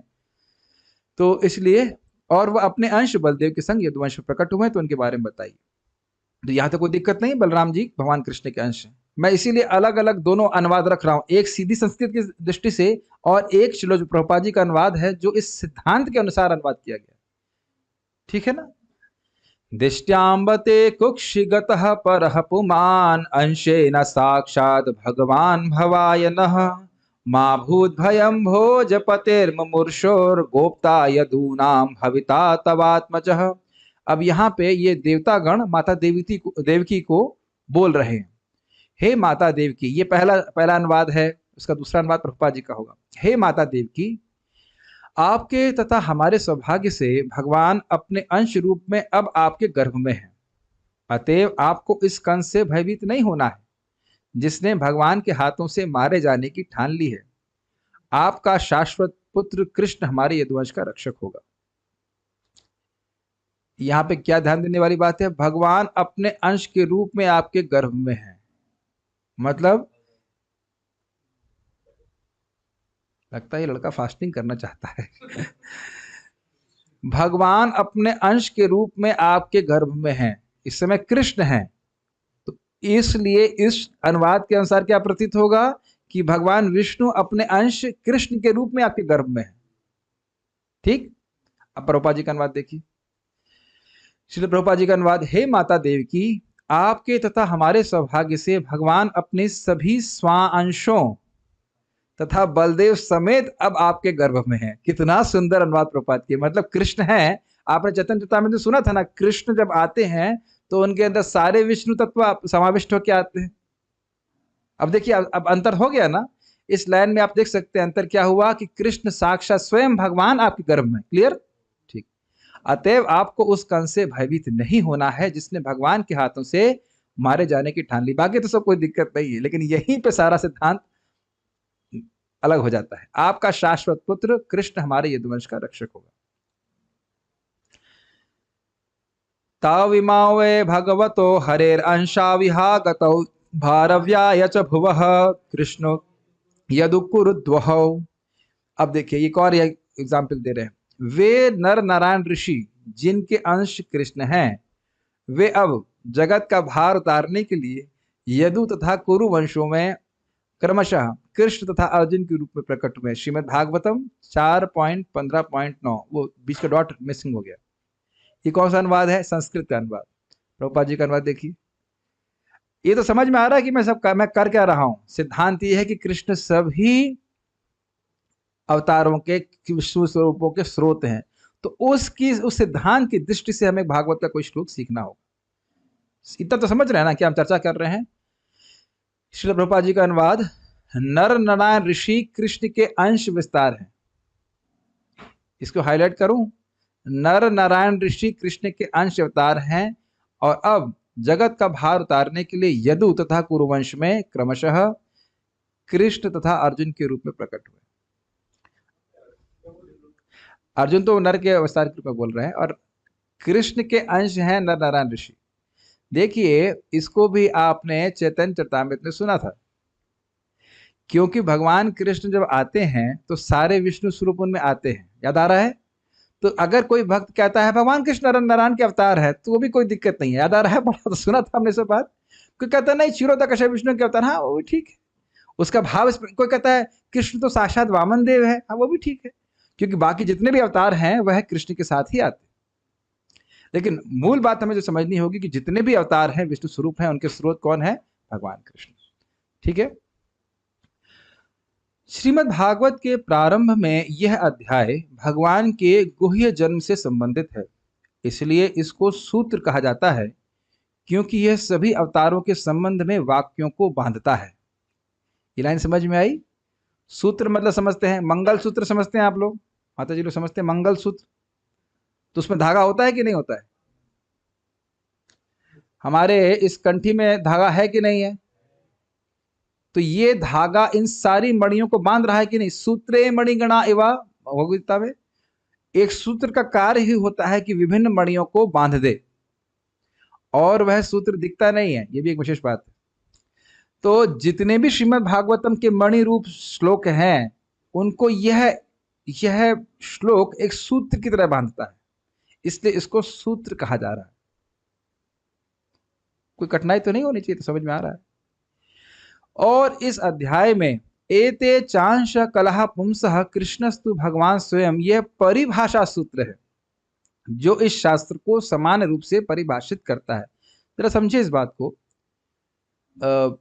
जैसे भक्ति रसामृत सिंधु में अन्याभिलाषिता शून्यम ज्ञान कर्मादिनावृतम अनुकूलिन कृष्णानुशीलनम भक्तिरुत्तमा, ये उत्तम भक्ति की डेफिनेशन है, और इसी का पूरा विस्तार भक्ति रसामृत सिंधु में, ठीक है ना। तो अब उसी तरह से उसे परिभाषा सूत्र कहते हैं। यह श्लोक भक्ति रसामृत सिंधु ग्रंथ में बार बार नहीं आया है, लेकिन इसी के आलोक में आपको पूरा भक्ति रसामृत सिंधु का कोई भी श्लोक देखना है। आलोक मतलब प्रकाश में, ठीक। अब ये परिभाषा सूत्र है जो इस शास्त्र को समान रूप से परिभाषित करता है, मतलब भगवान कृष्ण का वर्णन कर रहा है ये शास्त्र। तो भगवान कृष्ण को स्वयं भगवान के रूप में प्रतिपादित कर रहा है श्रीमद् भागवत। क्या है वो? आराध्य भगवान ब्रजेश तनयस तद्धाम वृंदावनम राम्या काचित उपासना ब्रजवधु वर्गे नया कल्पिता श्रीमद् भागवतम प्रमाण अमलम। भगवान आराध्य, परम आराध्य कौन है? ब्रजेश तनया, यानी कि नंद महाराज के बेटे भगवान कृष्ण। इसका प्रमाण क्या है? श्रीमद् भागवतम प्रमाण अमलम। तो श्रीमद् भागवतम भगवान कृष्ण को परम भगवान के रूप में स्थापित कर रहा है। तो यह सूत्र पूरे भागवत का परिभाषा सूत्र कहा जाता है, डिफाइनिंग श्लोक, ठीक है। इसलिए जहां भी श्रीमद् भागवत में अवतारों का वर्णन हुआ है तो उन्हें पुरुषावतार का अंश ही मानना चाहिए, परंतु कृष्ण स्वयं भगवान है। अब तो बड़ा स्पष्ट हो गया होगा। ओके, किसी भी, अगर मैं पूछूं मत्स्य अवतार किसके अवतार हैं? भगवान विष्णु के, ठीक।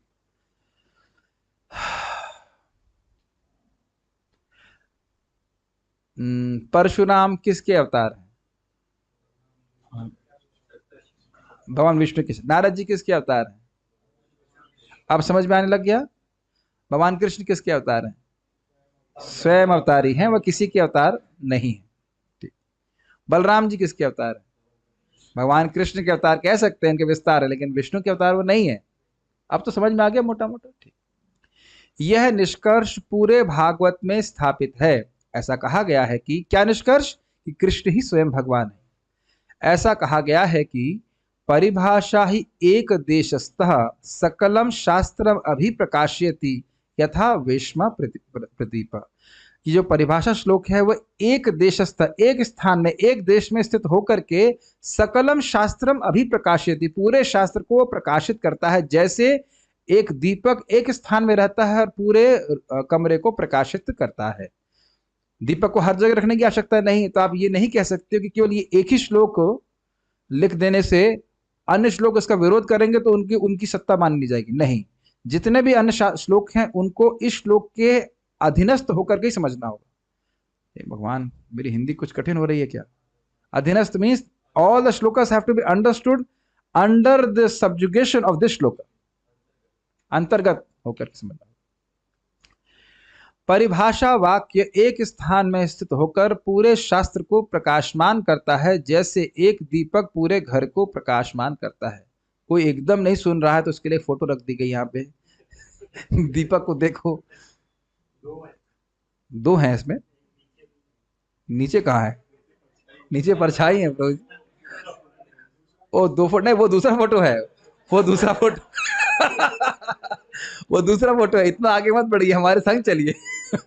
पहला फोटो देख लीजिए। तो एक दीपक है पूरे रूम को आलोकित कर। दूसरा फोटो क्यों रखा गया है? यह सूत्र पूरे ग्रंथ में केवल एक बार प्रकट होता है, उसकी आवृत्ति नहीं की गई है। किसकी?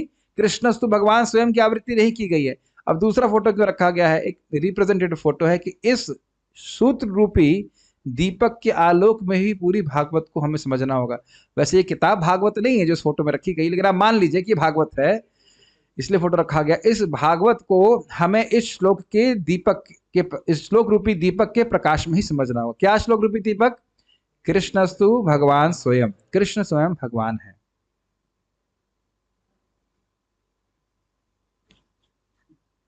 What is the meaning of Magardi? Magardi means understanding? No. No, oh, it is Indonesian words. Yeah, Indonesia में बोलते हैं इसको। Magardi means, do you understand? Magardi. Magardi. यद्यपि शास्त्र में बहुत से वाक्य हैं, परंतु यह सूत्र उनको राजा के समान नियंत्रित करता है। तो स्पष्ट समझ में आ रहा है, और उसके विरोध में कोई सूत्र नहीं चल सकता है। इसलिए ऐसे वाक्य जो इस सूत्र का विरोध करते हुए प्रतीत होते हैं, उनकी व्याख्या इस प्रकार से की जानी चाहिए जिससे उनका इस सूत्र से सामंजस्य स्थापित हो। ऐसा इसलिए है क्योंकि वे विरोधी वाक्य उस प्रकरण में कहे गए हैं और इस कारण से दुर्बल हैं, परंतु यह सूत्र प्रबल है क्योंकि यह श्रुति द्वारा समर्थित है। इसलिए ऐसे वाक्यों को इस सूत्र के साथ संगम करके व्याख्या की जानी चाहिए। श्रीला श्रीधर स्वामी ने भी इस प्रकार कई स्थानों पर समाहित किया गया है। समझ में आ रही बात? वो कह रहे हैं कि मान लीजिए कोई श्लोक कहीं बोला गया है, तो वो उस कंटेक्स्ट में बोला जा रहा है, किसी कंटेक्स्ट में बोल रहा है, लेकिन वो हर जगह अप्लाई नहीं हो सकता है। तो इसलिए अगर वह श्लोक इस श्लोक के विरुद्ध जाता हुआ प्रस्तुत होगा, तो उसी श्लोक को आपको इस कृष्णस्तु भगवान स्वयं श्लोक के प्रकाश में उसके क्या कह सकते हैं, अधीनस्थ होकर के ही समझना होगा। जैसा कि आपने देखा ना प्रभुपाद जी के अनुवादों को, 3 अनुवाद आपने देखे, और प्रभुपाद जी इस श्लोक के अनुसार ही उसकी व्याख्या की है, उसका अनुवाद की है। ठीक है, ओके।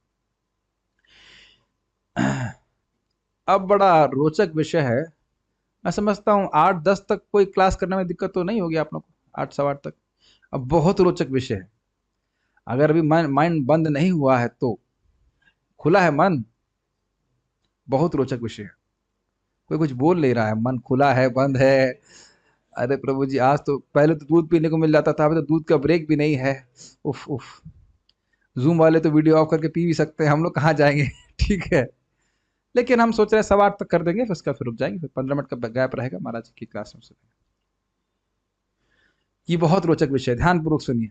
क्योंकि भगवान के विभिन्न अवतार हैं, यथा मत्स्य, कूर्म आदि, और स्वयं भगवान कृष्ण के द्विभुज और चतुर्भुज रूप हैं, और साथ ही वे कौमार व कैशोर रूप भी प्रदर्शित करते हैं, और यह भी कहा गया है कि ये सभी शाश्वत हैं। तो क्या यह अर्थ है कि बहुत से भगवान हैं? प्रश्न समझ में आ रहा है? भगवान है ना, मत्स्य कूर्म सभी शाश्वत हैं, ठीक। भगवान भी द्विभुज चतुर्भुज रूप में अपने को विस्तारित करते हैं, और उनका कौमार रूप है, बचपन वाला है, पौगंड कैशोर रूप है, पौगंड रूप है। तो अब आप कह रहे हो कि सभी शाश्वत है, तो उसका मतलब बहुत सारे भगवान हो गए। तो अब आप बहुत ध्यानपूर्वक सुनेंगे तभी समझ में आएगी बात। ये बहुत गंभीर बात है। नहीं नहीं नहीं, ऐसा नहीं है। अब देखिए, ये प्रश्न भी स्वयं विश्वनाथ चक्रवर्ती ठाकुर जी उठा रहे हैं। 10वें स्कंद में ऐसा कहा गया है, बहुमूर्ति एक मूर्तिकम, वे भगवान बहुत रूपों में व्यक्त हैं। श्रीमद् भागवतम 10.40.7। अद्वैतम अच्युतम अनादिम अनंत रूपम आद्यम पुराण पुरुषम नवयौवनम च। वो जितने भी भगवत स्वरूप हैं वो एक ही व्यक्ति है, वो अलग व्यक्ति नहीं है। अब इसको बहुत ध्यान पूर्वक सुनेंगे तो एक बार में समझ में आ जाएगा। बहुत ध्यान पूर्वक सुनिए प्लीज, सुनो दिया मन। कृष्णदास कविराज गोस्वामी जी बोल रहे थे ना बार बार, सुनो दिया मन, सुनो दिया, अपने मन देकर सुनिए। जीव, हम सब जीव लोग काल भेद से विभिन्न नश्वर विग्रहों को प्रस्तुत करता है, जिनमें अल्प शक्ति या बहुशक्ति होती है। ये लाइन समझ में आई भाई? जिस तरह से मेरा शरीर अभी दिख रहा है, क्या उसी प्रकार से मैं जन्म लिया था? और क्या ये शरीर में बहुत शक्ति है? नहीं। क्या ये शरीर हमेशा रहने वाला है? नहीं। और ये किसके अनुसार परिवर्तन हो रहा है? काल के अंतर्गत। क्या मैं इस समय अपना छोटे बच्चे वाला रूप प्रस्तुत कर सकता हूं? अरे प्रभु जी, फिर तो आपसे प्रवचन कौन सुनेगा? फिर आप कहेंगे अरे कहीं 4 कुमारों में से एक कुमार तो नहीं आ गए। ठीक है। क्या आप में से कोई ऐसा कर सकता है? अच्छा, मान लो कहो कि मैं वृद्धावस्था का भी अपना रूप प्रस्तुत कर लूं, तो वह भी संभव नहीं है। हम जो भी स्वरूप तो नहीं कहना चाहिए, जो शरीर दिख रहा है वह काल के नियम में नहीं तो प्रस्तुत कर रहे हैं ना, प्रस्तुत क्या कर रहे हैं, उसमें फंसे हुए हैं, ऐसे कह इस जीवन में क्या हम विभिन्न स्वरूप प्रस्तुत करते हैं या नहीं? क्या उत्तर है? करते हैं, करते, लेकिन एक ही समय में सारे स्वरूप प्रस्तुत नहीं कर सकते। ये पकड़ में आई बात? ठीक। और उनकी शक्ति भी, हाँ, और उनकी शक्ति भी अल्प और बहु होती है। भाई जितनी शक्ति छोटे बच्चे के रूप में थी उससे तो अधिक ही शक्ति है ना, और अब अभी जितनी शक्ति है उतना वृद्धावस्था में तो नहीं रहेगी। क्लियर? ठीक। परंतु भगवान जो सर्वव्यापी हैं, वे अपनी अचिंत शक्ति से एक ही समय में अनंत शाश्वत रूप प्रकट करते हैं जो उनसे भिन्न नहीं है। एक ही समय में भगवान बलराम, कृष्ण, विष्णु, नारायण, संकर्षण, वासुदेव, अनिरुद्ध, प्रद्युम्न, जनार्दन, वाक्स, जितने भी आप नाम रख लीजिए, अनंत विष्णु स्वरूप में एक साथ प्रकट करते हैं। ये कैसे होता है? कह रहे हैं अचिंत्य शक्ति, हमारी बुद्धि से हम समझ नहीं सकते, लेकिन है वो वही व्यक्ति।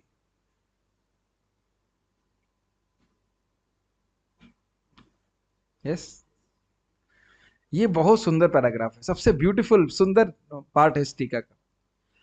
तो आप कहेंगे नहीं, देखिए यहाँ पे कितने लोग बैठे हैं, मैं समझता हूँ मोटा मोटी 30-25 लोग बैठे हुए हैं, और इधर जूम पे भी बहुत लोग बैठे। देखिए कितनी विविधता, एक ही समय देखिए कितने सारे लोग हैं। मान लो आप कहो, और देखो सबकी अलग अलग शक्ति है, अलग अलग बुद्धि है, आप कैसे कह सकते हैं? देखो अलग अलग हैं। तो अब देखिए, जीव अनंत विविधता को केवल इसलिए प्रस्तुत करता है क्योंकि जीव अनंत हैं। आप और मैं अलग अलग व्यक्ति हैं कि नहीं है? या मैं अपने आप को ही क्लास दे रहा हूं? शिवम, क्या आप अपने आप से ही क्लास ले रहे हैं? आप और मैं एक अलग अलग व्यक्ति हैं कि नहीं? करना मत प्रभु, आप और मैं अलग अलग हैं कि नहीं? आप अच्छे हो, मैं बुरा हूं, सीधी बात है। ठीक है। क्या ये बात समझ में आ रही है? क्या मैं अपने आप को ही क्लास दे रहा हूं, या मैं अपनी ही बात खुद ही नहीं समझ पा रहा हूं? ये भी बहुत मजेदार बात है, हम कर विनोद नहीं करेंगे, खाली स्टिक टू द पॉइंट। तो जीव अनंत विविधता इसलिए प्रस्तुत करते हैं क्योंकि जीव अनंत हैं, अलग अलग हैं, ठीक है। परंतु भगवान एक व्यक्ति होते हुए भी अनंत विविधता प्रस्तुत करते हैं। ये एक विशेष अद्भुत बात है। हमको लगेगा मत्स्य भगवान अलग हैं, विष्णु भगवान अलग हैं, ना ना, वो एक ही व्यक्ति है, अपने आप को विस्तारित कर रहे हैं। आप लोग आश्चर्यचकित हो जाते हैं ना, और मेरे लिए कितना आसान होता कि अगर मैं अगले दिन की क्लास भी तैयार कर रहा होता अपने रूम पे और यहाँ पे क्लास भी दे रहा होता, लेकिन ऐसा हो नहीं सकता इस इतना, और मैनेजमेंट भी कर रहा होता तो बड़ा मजा आता, और एक रूप से हम जब कर रहे होते कितना आसान होता ना। वैसे हम लोग करते तो यही है, जब करते हुए एक ग्रुप में मन में कुछ सोचते रहते हैं, कुछ और करते रहते हैं, हमेशा ऐसा कुछ ना कुछ विस्तार करते हैं, लेकिन स्वाभाविक रूप से शक्ति हमारे पास नहीं है, ठीक है। इस कारण से जब जीव भगवान को देखता है तो उसे प्रतीत होता है कि मानो जीव की तरह बहुत सारे भगवान हैं। परम भगवान जो आनंद मात्र चिद वस्तु हैं और सर्वव्यापक हैं, वे अंश और अंशी को प्रकट करते हैं। तो ये बात समझ में आई, जब भगवान अपने आप को विभिन्न स्वरूपों में प्रकट कर रहे हैं, वो सब एक ही हैं, कोई भेद नहीं है, लेकिन फिर भी भक्तों से आदान प्रदान करने के लिए और किसी विशेष कार्य को करने के लिए भगवान अपने विष्णु स्वरूपों को प्रस्तुत करते हैं। जैसे भगवान नरसिंह देव में आए तो थोड़ा अच्छा लगता है ना, मार काट कर रहे हैं तो मतलब अच्छा लगता है ना, तो नरसिंह देव भगवान की जय, थोड़ा कुछ मूड अच्छा लगता है, कुछ कुछ कर रहे हैं कच्छप भगवान के रूप में। अब जल में आकर के ऐसे कहते और अमृत निकल गया होता तो कुछ मजा नहीं आता। वो नीचे से आ रहे हैं, पहले मंदराचल डूब जा रहा है, फिर कच्छप भगवान के रूप में आ रहे हैं, फिर उनको नींद आ गई। तो अब देख रहे हैं कि कुछ विशेष भगवान कर रहे हैं इस प्रकार से। तो भगवान, लेकिन है वो वही भगवान, ही ध्यान रखना होगा। अगर हमने ये सोचा कि मत्स्य भगवान भगवान कृष्ण से कम है तो फिर वो अपराध होगा। वो सब भगवान विष्णु तत्व हैं और वो भगवान के ही विस्तार, बस वो अपनी शक्ति अपनी स्वेच्छा से पूर्ण रूप से प्रकाशित नहीं करते, ठीक है। तो परम भगवान जो आनंद मात्र चिद वस्तु है, मतलब उनका स्वरूप पूरी तरह सच्चिदानंद है, और चिद मतलब स्पिरिचुअल वस्तु है, वह सर्वव्यापक है, हर जगह है, और वह अंश और अंशी को प्रकट करते हैं। अंशी कौन हो गए? पुरुषावतार, और जितने भी अंश हैं वह उनकी इच्छा से ही प्रकट हो रहे हैं। क्लियर? ठीक है। अब एक और प्रश्न आ जाएगा, कोई कहेगा अरे भगवान विस्तारित कर रहे हैं मतलब भगवान कट गए होंगे, ये तो कहने का अर्थ है आपको। पर अब अपने आप को एक्सपैंड कर रहे हैं तो कुछ क्षीणता आ गई, कम हो गए होंगे, कट छट गए होंगे। कहते हैं नहीं, परंतु परिच्छिन्न वस्तु का ही भाग विभाग संभव है, तो क्या अपरिच्छिन्न भगवान में भी ऐसा संभव है? तो समझ, इसका अर्थ समझिए। परिच्छिन्न का मतलब होता है लिमिटेड, मतलब जिसकी एक बाउंड्री हो। भाई जिसकी बाउंड्री होगी तभी तो उसको आप दो भाग में काट सकते हो, अगर ऐसा शब्द कहा जाए तो। Yes no? भाई आप करनामृत प्रभु, आप टमाटर काटते हैं? टमाटर काटते हैं। टमाटर दो भाग में काटना हो तो आवश्यक है ना आपको पहले एक उसकी लिमिट देखनी चाहिए, सीमित देखे, यहाँ यहाँ से टमाटर शुरू हुआ, यहाँ टमाटर खत्म हुआ, उसके बीच में मैं काटूंगा। करनामृत को समझाने के लिए आसानी आता है ना, भिंडी काटते हैं ना, यहाँ से भिंडी शुरू हुई, यहाँ से भिंडी खत्म हुई, काट दिया बीच में। यस, लेकिन अगर आपकी भिंडी अनंत हो तो, अब मैं कहूँ इस अनंत भिंडी को आप बीच में से काटिए, तो पहले ये बताइए शुरू कहाँ से हो रही है और बंद कहाँ से हो रही है? तो क्या ये गलत धारणा है कि भगवान विभिन्न विष्णु स्वरूपों में कट गए? कटते नहीं है वो, 1 - 1 1। लेकिन एक धारणा व्यक्ति कर सकता है कि नहीं नहीं कट गए छट गए, ऐसा ऐसा करने लग जाए तो वह प्रश्न करेगा नहीं भगवान तो अपरिचिन्न है, वह तो किसी वस्तु से सीमित नहीं है, तो वो कैसे कट गए? ये प्रश्न उठाएगा। और फिर शास्त्रिक प्रमाण दे रहा है। देखो महावराह पुराण में क्या कहा गया है?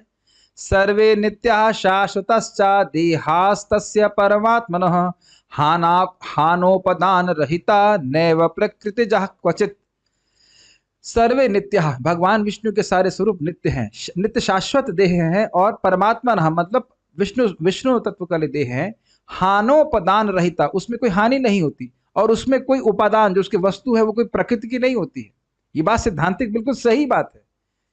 लेकिन वो सोच रहे हैं, ये व्यक्ति जो प्रश्न उठा रहा है वो सोच रहा है इस श्लोक को कोट करके कि भगवान का जो विस्तार हो रहा है वो जो है उसमें भगवान कुछ कट छट रहा है। ये मिस्टेक है। श्लोक तो सही कोट कर रहे हैं लेकिन उसको गलत तरह से उपयोग कर रहे हैं। भगवान के सभी रूप शाश्वत हैं और नित्य ही इस भौतिक जगत में परमात्मा के देह के साथ प्रकट होते रहते हैं, जिनमें प्रकृति से उत्पन्न कोई भी नाशवान उपादान कभी नहीं होता है। परमानंद संदोह ज्ञान मात्राश्च सर्वतः सर्वे सर्वगुण है पूर्णा सर्वदोष विवर्जिता। वे सभी परम आनंद घन व ज्ञान मात्र होते हैं, और वे सभी गुणों से पूर्ण व सभी दोषों से विवर्जित होते हैं। मैं पूरा पढ़ूंगा फिर समझाऊंगा। यह सत्य है, परंतु यद्यपि अंश रूप पूर्ण है, फिर भी उन्हें अंश इसलिए कहा जाता है क्योंकि वे भगवान के माधुर्य, कारुण्य, ऐश्वर्य आदि गुणों की भिन्न तारतम्यता में प्रस्तुत करते हैं। क्षमा कीजिएगा, ठीक से पढ़ता हूं। यह सत्य है, परंतु यद्यपि अंश रूप पूर्ण है, फिर भी उन्हें अंश इसलिए कहा जाता है क्योंकि वे भगवान के माधुर्य, कारुण्य, ऐश्वर्य आदि गुणों को भिन्न तारतम्यता से में प्रस्तुत करते हैं। यथा प्रयोजन अनुसार अल्प शक्ति को प्रकट करने वाले रूपों को अंश कहा जाता है। वास्तविक पूर्णता अर्थात पूर्ण शक्ति का पूर्ण प्रकटीकरण यह अंशी में होता है। अब मैं समझाता हूं इसको। देखिए, ये दो श्लोक कोट किए गए जिसमें कहा गया कि भाई भगवान में कोई दोष तो होता नहीं, ये प्रकृति से उत्पन्न वस्तु की तरह उनको काटा छाटा जा नहीं सकता है, तो बिल्कुल सिद्ध बात है, इसमें कोई दिक्कत नहीं है। तो आप ये क्यों कह रहे हो कि अंश है ऐसा कह रहा है, भगवान से निकले हों, भगवान से कुछ कम हो रहा हो, ऐसी भावना आ सकती है। तो कह रहे ऐसा है नहीं, शाश्वत रूप से भगवान अपने आप को विभिन्न रूपों में विस्तारित किए हैं, ठीक। और वे सारे विस्तार, अब बहुत ध्यानपूर्वक सुनिए, वे सारे विस्तार भगवान के समान ही शक्तिशाली हैं, लेकिन अपनी स्वेच्छा से, अपनी खुद की इच्छा से वह मधुरता को, कृपा को, ऐश्वर्य को सीमित कुछ कम मात्रा में प्रस्तुत करते हैं, ऐसे कहना चाहिए। कुछ कम मात्रा में, सीमित तो नहीं कहूं, कुछ कम मात्रा में प्रस्तुत करते हैं, तो इसलिए उनको अंश कह रहे हैं। जैसे फिर उदाहरण समझ लीजिए, बल्ब है 100 वाट का, और अगर वो 20 वाट पे जल रहा है तो वह अपनी शक्ति के कुछ अंश को प्रस्तुत कर रहा है। ऐसा नहीं है कि वो 100 वाट पे जल नहीं सकता है।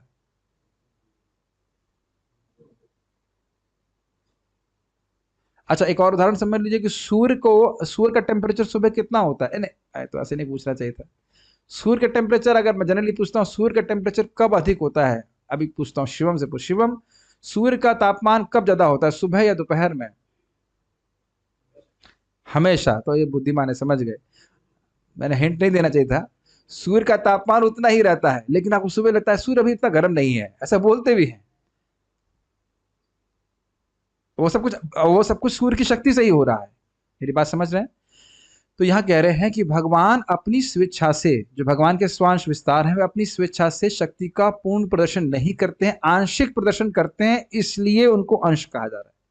लेकिन अंशी भगवान श्री कृष्ण जो सभी अवतारों के स्रोत हैं, वह अपनी पूर्ण शक्ति का प्रकटीकरण करते हैं पूर्ण अपनी इच्छा से, पूर्ण माधुर्य, पूर्ण ऐश्वर्य, पूर्ण कृपा। तो इसलिए उनको, लेकिन उन उन सभी में भेद नहीं है। अब आप लोग ये बताइए कि आप लोगों के पास कितना टॉलरेंस है? एकदम नहीं है, बंद कर दे क्लास, कर दीजिए, मतलब बंद कर दीजिए यार। अच्छा ठीक है, ठीक है, कर दें, कोई दिक्कत तो नहीं है। लघु भागवतामृत में कहा गया है कि शक्तिर व्यक्तिस तथा व्यक्तिस तारतम्यस्य कारणम शक्ति समाप्य पूर्यादि दाह्य दीपाग्नि पुंजयो शीताद्य आर्तिशये नाग्नि पुंजाद एव सुखम भवेत। शक्ति की व्यक्ति और अव्यक्ति के कारण अंश और अंश की तारतम्यता की गई है। इसका अर्थ क्या है? अंशी जो है, तारतम्यता मतलब होता है ग्रेडेशन, ठीक है? तो भगवान कृष्ण पूर्ण रूप में अपनी शक्ति का प्रस्तुत करते हैं, और जो उनके अन्य स्वांश हैं वो कुछ शक्ति को कम मात्रा में प्रस्तुत करते हैं, इसलिए उनको उन भगवान का अंश कहा जा रहा है। आप ये नहीं कह सकते कि किसी समय बलराम जी अब विस्तारित हुए, पहले कृष्ण थे फिर बलराम जी आए, ये नहीं बोल सकते आप। बलराम जी भी शाश्वत हैं और कृष्ण भी शाश्वत है, और उनके अन्य विष्णु स्वरूप भी शाश्वत हैं। और आप लोग शाश्वत हैं? नहीं, हर चीज में नहीं, क्या कर हर चीज में नहीं, हम भी शाश्वत है। नाते वा हम जातु नासम न त्वम नेमे जनाधिपः न चैव न भविष्यामः सर्वे वयमतः परम, भगवद गीता। तो ये क्या बात समझ में आ रही है? स्वांश वाली बात देखो, अगर नहीं समझ में आ रही तो उसको पढ़िएगा, और कल फिर आप थोड़ा विचार कीजिएगा, जो नहीं समझ में आती वो पूछिएगा। थोड़ा आप लोगों का भी कुछ उसमें है, मतलब योगदान समझने के लिए। उदाहरण की क्या रहा है, यद्यपि दीप और अग्निपुंज दोनों में ही शहर को दाह करने की शक्ति होती है, आग लगाई जा सकती है, दीपक से आग लगा सकते हैं, परंतु शीत आदि से आर्त व्यक्ति को अग्निपुंज से ही सुख हो पाता है। ठंड से कोई पीड़ित है तो एक दीपक लगा तो ठंडक नहीं जाएगी उसकी। इस प्रकार से नोट, परम सत्य की पूर्ण अभिव्यक्ति से ही परम सुख प्राप्त हो सकता है, ना कि आंशिक अभिव्यक्ति से, यद्यपि वे उनके स्वांश हो सकते हैं। बहुत महत्वपूर्ण बात है। कोई कहेगा कि परमात्मा भी तो भगवान विष्णु है, तो अगर कोई व्यक्ति परमात्मा की अनुभूति कर रहा है तो उसके आगे भगवान अनुभूति क्या हुई? मतलब यह है कि परमात्मा है भगवान विष्णु, तो कृष्ण के विस्तार हैं, लेकिन वह अपने पूर्ण माधुर्य, पूर्ण करुणा, पूर्ण ऐश्वर्य को प्रस्तुत नहीं करते। अब समझ में आ रहा है?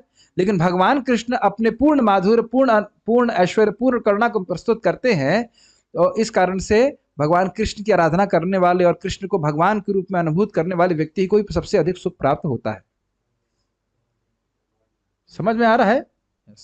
हम इसको दीपक और महान अग्नि के उदाहरण से समझ सकते हैं। दोनों ही एक शहर को जला सकते हैं, परंतु बड़ी अग्नि ही शीत से आर्त व्यक्ति को दुख की निवृत्ति कर सकती है। उसी प्रकार नरसिंह आदि अंश असुरों का और अपने भक्तों की अविद्या नाश करने में एक समान शक्ति वाले हैं, परंतु केवल कृष्ण ही जो बड़ी अग्नि के समान है, वे सदा ही असुरों का वध करके उनको मुक्ति देने और अपने भक्तों को आनंद देने के विशेष गुण को प्रकट करते हैं।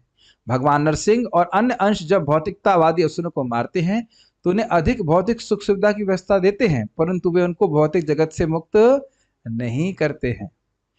जिस अवतार में जितनी मात्रा में भगवान अपनी व्यक्तिगत शक्तियों का प्रदर्शन करते हैं, उतनी मात्रा में भक्त और योगी जन उनकी लीलाओं को सुनकर सुख अनुभव करते हैं। तो इस प्रकार पूर्ण और अंश के उत्कर्ष और अपकर्ष को महान भाव मुनियों के अनुभव से सिद्ध जाना गई। बहुत सुंदर बात है, बहुत सुंदर बात है, प्लीज ध्यानपूर्वक सुनिए। असुरों को मारने के सामर्थ्य में नरसिंह देव भगवान कृष्ण से कोई कम नहीं है, वही है, कम क्या है, वही व्यक्ति है, ठीक। और अपने भक्तों की अविद्या को भी नष्ट करने में उतने ही समर्थ है। लेकिन असुरों को अगर भगवान नरसिंह मारते हैं या भगवान श्री राम भी मारते हैं, तो अगर उसका भाव अगर क्या है ही भाव गड़बड़ विरुद्ध भाव है तो वह मुक्त नहीं होता है, वह और श्रेष्ठता को प्राप्त करता है इस भौतिक जगत में। हिरण्यकश्यप मारा गया तो फिर वह क्या बना था, रावण बना। फिर रावण को मारा गया शिशुपाल वाले, लेकिन मुक्त नहीं। वो शिशुपाल को जब भगवान कृष्ण ने मारा तो वह मुक्त हो गया। ये प्लीज बहुत ध्यान पूर्वक सुनिए। वो आप बोल सकते हो लेकिन वो क्यों इनको 3 बार अवतरित होने के लिए बोला गया है, लेकिन अन्यथा भी देखिए काल नेमी को तो नहीं बोला था सर। काल नेमी जो बाद में कंस बना, तो काल नेमी को जब भगवान विष्णु ने मारा तो क्या मुक्त हुआ? वहां तो कोई शाप नहीं था उसका। जो आप कह रहे हो सही बात है कि 3 बार जन्म लेने के लिए बोला गया था, लेकिन पूतना पे तो कोई इस प्रकार का नहीं था। ताड़का को मारा तो ये नहीं बताया जा रहा है कि ताड़का साकेत लोग चली गई क्या? ऐसा कोई वर्णन रामायण में तो हम सभी सुने नहीं है। लेकिन पूतना को मारा और भगवान ने उसे अपनी गति प्रदान कर दी। अपनी गति मतलब धात्री गति प्रदान कर दी। ये विशेष रूप से ऐसे कहते हैं हतारी गतिदायक। जिस व्यक्ति को भगवान मारते हैं, शत्रु को भी मारते हैं, उसको भी गति प्रदान करते हैं, मुक्त कर देते हैं। अब आप कहोगे क्या भगवान विष्णु मुक्ति नहीं दे सकते? असुरों को दे सकते हैं, लेकिन अपनी स्वेच्छा से वह इस प्रकार की कृपा नहीं देते। लेकिन ध्यान दीजिएगा, जो विष्णु भगवान के अनुकूल भाव में भजन करता है उनको तो वैकुंठ की प्राप्ति करा देते हैं, लेकिन जो उनसे शत्रुता का बर्ताव करता है उसको भगवान मारेंगे तो उसकी गति तो ऊपर जाती है, लेकिन वह भगवान की प्राप्ति नहीं कर पाता है।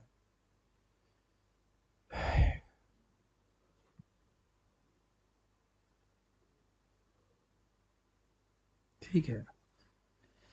अच्छा, दूसरा बात, भगवान कृष्ण के रूप में जो भगवान ने लीला करते हैं और अपने जो कृपालता का, ऐश्वर्य का प्रदर्शन करते हैं, उस लीला को श्रवण करके भी भक्तों को विशेष सुख प्राप्त होता है। ये आप दशम स्कंद में सुनेंगे कि भगवान के अन्य अवतारों की कथा भी बड़ी रोचक है और बहुत जीव का को कल्याणमय है, लेकिन भगवान की जो बाल लीलाएं हैं ये विशेष रूप से रुचिकर है।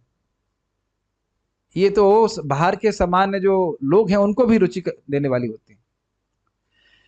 तो इसलिए कृष्ण कथा को वह श्रवण करना चाहते हैं परीक्षित महाराज। तो इसलिए कह रहे हैं कि भगवान जब आकर विशेष रूप से अपने भगवान कृष्ण अवतारी जब आते हैं तो वह जो सुख देते हैं भक्तों को विशेष होता है, क्योंकि वे अपने पूर्ण माधुर्य, पूर्ण ऐश्वर्य, पूर्ण कृपा का प्रदर्शन करते हैं। किसी तरह ये पार हो जाए। मुझे लगता है कि हमारे भक्तों को कुछ समझ में आ रहा होगा।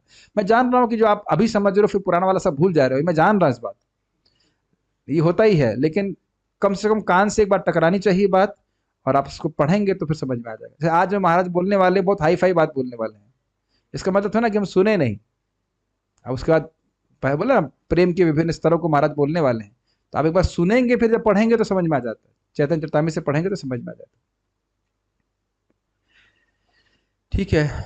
तो इस प्रकार से अंश जो है वो थोड़े कम है, और अंशी भगवान श्री कृष्ण सर्वश्रेष्ठ है। आसीन मूर्त्यां भगवन्तमाद्यं संकर्षणं देवम् अकुंठ सत्वं विवित्सवस्तत्वमतः परस्या कुमार मुख्या मुनयो न पृच्छन्। कुछ काल पूर्व तुम्हारी ही तरह कुमार संतों में प्रमुख सनत कुमार ने अन्य महर्षियों के साथ जिज्ञासावश ब्रह्मांड की तली में स्थित भगवान संकर्षण से भगवान वासुदेव विषयक सत्यों के बारे में पूछा था। अब देखिए, भगवान संकर्षण क्या है? विष्णु तत्व। अब भगवान वासुदेव क्या है? विष्णु तत्व। लेकिन आप अन्यत्र पढ़ेंगे, लघु भागवत में पढ़ेंगे कि ये ब्रह्मा जी की बात है। ब्रह्मा जी बोल रहे हैं कि आज आपने प्रश्न किया था, यही प्रश्न 4 कुमारों ने किया था।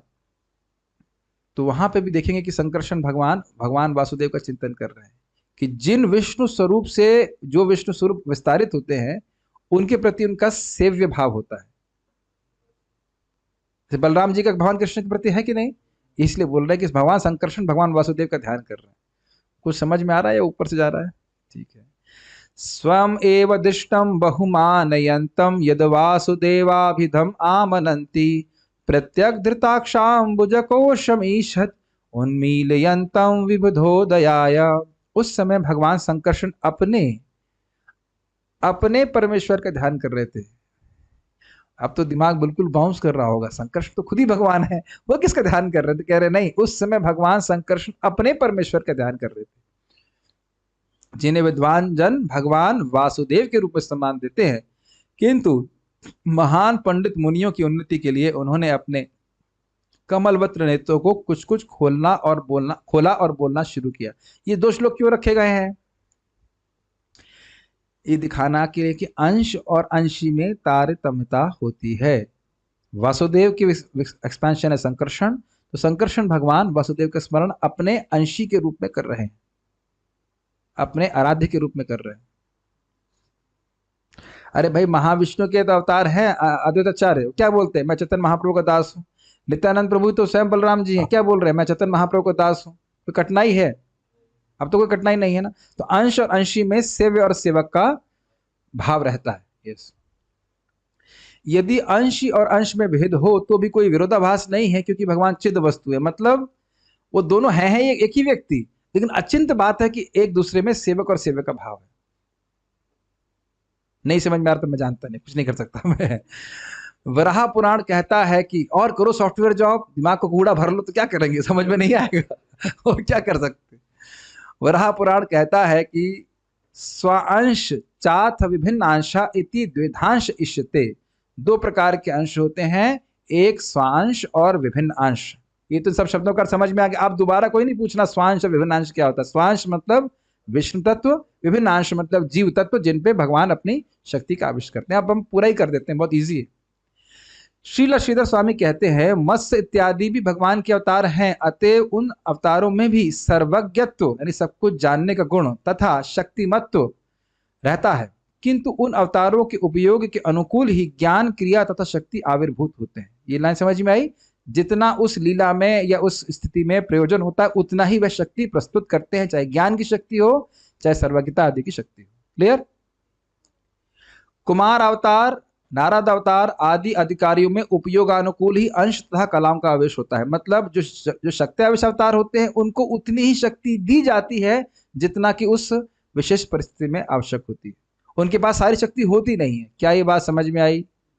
अब मैं मान ले रहा हूं कि आपको समझ में आई, मैं आगे बढ़ रहा हूं। अब बहुत ईजी है, अब कुछ समझाना नहीं है। अब यहां दिखा रहे हैं कि भगवान के विभिन्न अवतार जो है वह भगवान की विभिन्न शक्तियों के प्रकट करते हैं। ये बात बोल रहे हैं, जो श्रीधर स्वामी जी बोल रहे हैं उसको श्लोक को कोट कर रहे हैं। एक प्राचीन श्लोक है, नरसिंहो जामदग्न्यश्च कल्की पुरुष एव च भगवते च तथा तत्रादेर ऐश्वर्यस्य प्रकाशकः। नरसिंह, परशुराम, कल्की और पुरुषावतार भगवान के ऐश्वर्य के प्रकाशक हैं। तो मतलब इतना ही प्रकाशित किया, ठीक। लेकिन इनमें भी आप जान रहे हो कुछ विष्णु तत्व हैं, कुछ शक्ति तत्व हैं। शक्ति तत्व नहीं, शक्त्यावेश अवतार है। नारदोथ तथा व्यासो वराहो बुद्ध एव च धर्माणा एव वैविध्यात् अमी धर्म प्रदर्शकः। श्रील नारद, व्यास, वराह और बुद्ध धर्म प्रदर्शित करते हैं क्योंकि वे विविध धर्म के मार्ग दिखाते हैं। लेकिन ध्यान देना होगा, नारद जी के पास उतनी ही शक्ति है बस, लेकिन वराहदेव के पास और भी शक्ति है, लेकिन वराहदेव केवल धर्म का मार्ग दिखा रहे हैं, और भी बस लीलाएं भी कर रहे हैं, लेकिन मुरली नहीं बजा रहे हैं वराहदेव। ठीक। रामो धन्वंतरीर यज्ञ पृथु कीर्ति प्रदर्शनः। राम धन्वंतरी, यज्ञ और पृथु उनकी कीर्ति का प्रदर्शन करते हैं। भाइयों, भाई मेरी बात समझ लीजिए, कीर्ति के प्रदर्शन करना एक मुख्य कार्य है, लेकिन इसमें मिक्स है। राम भगवान कौन है? विष्णु तत्व है। धन्वंतरी और पृथु आदि क्या है? शक्ति तत्व है, शक्त्यावेश अवतार है। लेकिन कार्य क्या कर रहे हैं? कीर्ति का प्रदर्शन करना। लेकिन भगवान श्री राम जो है वो उनके पास असीमित शक्ति है, लेकिन केवल कीर्ति प्रदर्शन का कार्य कर रहे हैं। लेकिन पृथु महाराज के पास भी असीमित शक्ति नहीं है, भगवान ने उतनी शक्ति दी है जितना वो कार्य कर सके। अब मेरे कहा से समझ में आ गया होगा, इतनी बार इसे अधिक रिपीट नहीं करते। बलराम मोहिनी च वामन श्रीप्रधानकः। बलराम, मोहिनी और वामन श्री प्रधान है, सुंदरता का प्रदर्शन कर रहे हैं। दत्तात्रेयश्च मत्स्यश्च कुमार कपिलस्तथा ज्ञान प्रदर्शका एते विज्ञातव्या मनीषिभिः। दत्तात्रेय, मत्स्य, कुमार और कपिल उस ज्ञान के प्रदर्शक हैं जो मनीषियों के द्वारा जाना जाता है।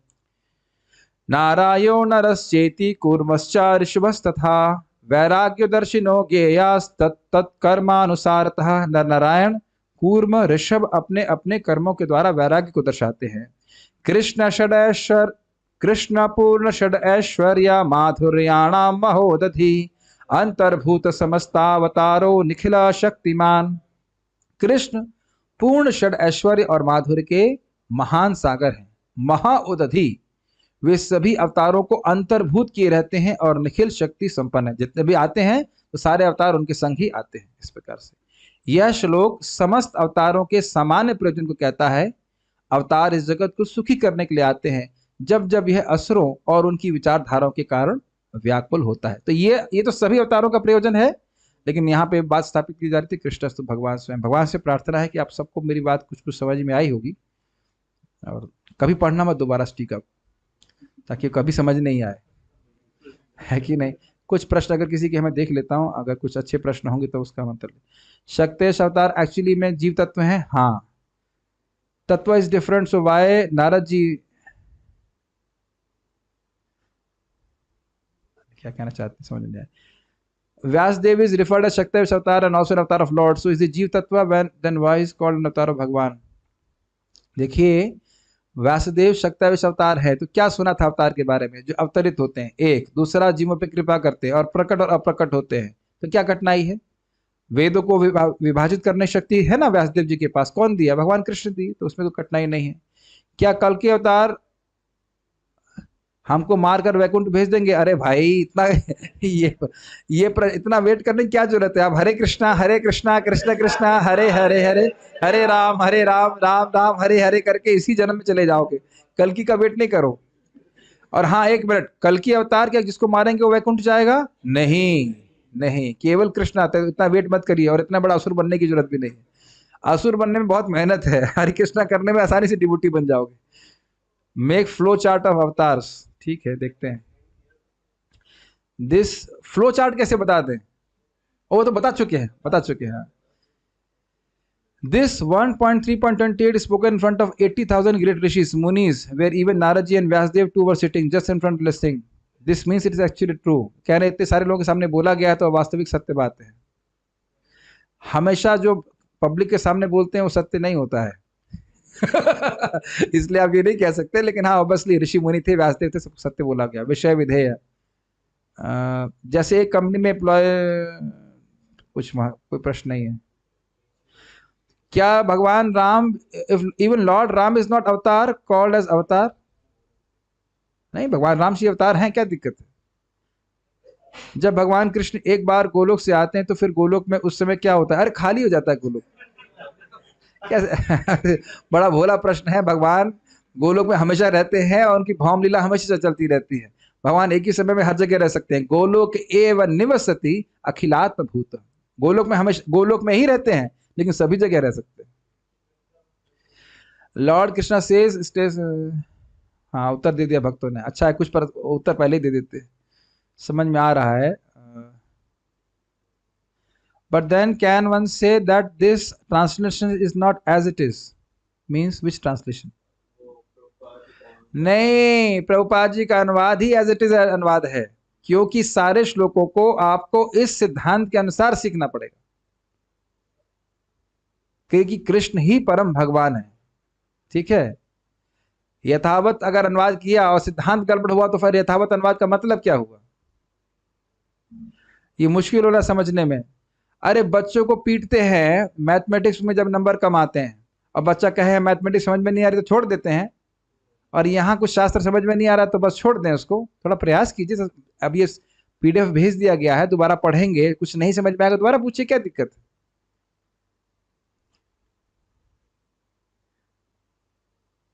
देखिए, एक व्यक्ति वो कह रहे हैं कि ये अनुवाद ठीक है कि प्रभुपाद जी कह रहे हैं। ये बात आपने नहीं कही यहाँ पे। प्रभुपाद जी की सत्यता इस बात पे है कि वह पूर्ववर्ती आचार्यों की बात को बोल रहे हैं। ये प्रभुपाद जी की विशेषता है। नहीं तो कोई कहेगा अरे आप तो प्रभुपाद जी की बात मान रहे हो। क्यों हम प्रभुपाद जी की बात मान रहे हैं? क्योंकि प्रभुपाद जी ने पूर्ववर्ती आचार्यों के अनुसार, सिद्धांत के अनुसार बोला है। और प्रभुपाद खुद इस बात को बोलते हैं कि मेरे की विशेषता यह है कि मैंने कुछ परिवर्तन नहीं किया। और आप देख सकते हैं प्रभुपाद जी क्यों, आप समझ में आ रहा ना प्रभुपाद जी क्यों उस अनुवाद को लिख रहे हैं उस तरह से। तो अगर कोई आप कोई गलत बोले कि प्रभुपाद जी का अनुवाद आप ऐसा क्यों है, ये तो संस्कृत के अनुसार नहीं है, तो आप बता सकते हो नहीं है क्योंकि मूल रूप से आचार्यों ने समझाया इस प्रकार से सिद्धांत के अनुसार। हम संस्कृत पढ़ने के लिए नहीं, सिद्धांत समझने के लिए आए। भावुकता में हम प्रभुपाद जी को नहीं स्वीकार कर रहे। समझ रहे ना मेरी बात?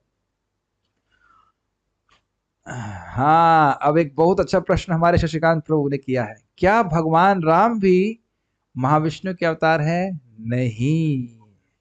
तीन परावस्था हैं लघु भागवत में, रूप गोस्वामी बताते हैं, भगवान कृष्ण, भगवान श्री राम और नरसिंह, ये भगवान विष्णु के अवतार नहीं, सीधे आध्यात्मिक जगत से आते हैं। अच्छा प्रश्न, दिस इज वेरी गुड प्रश्न। हाँ।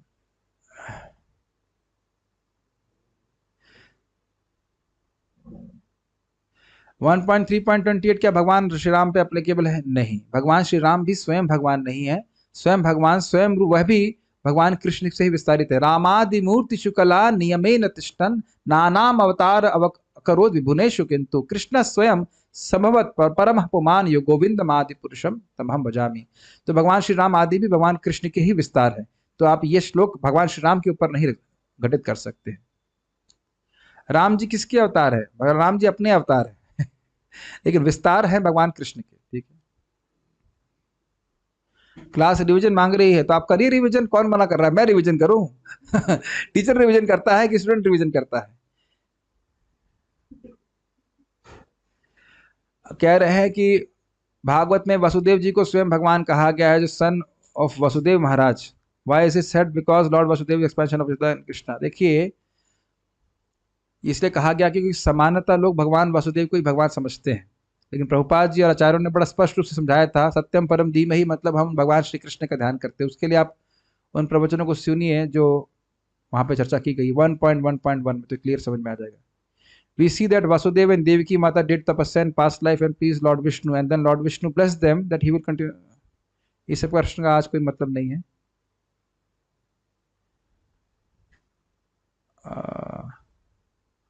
और कोई प्रश्न है?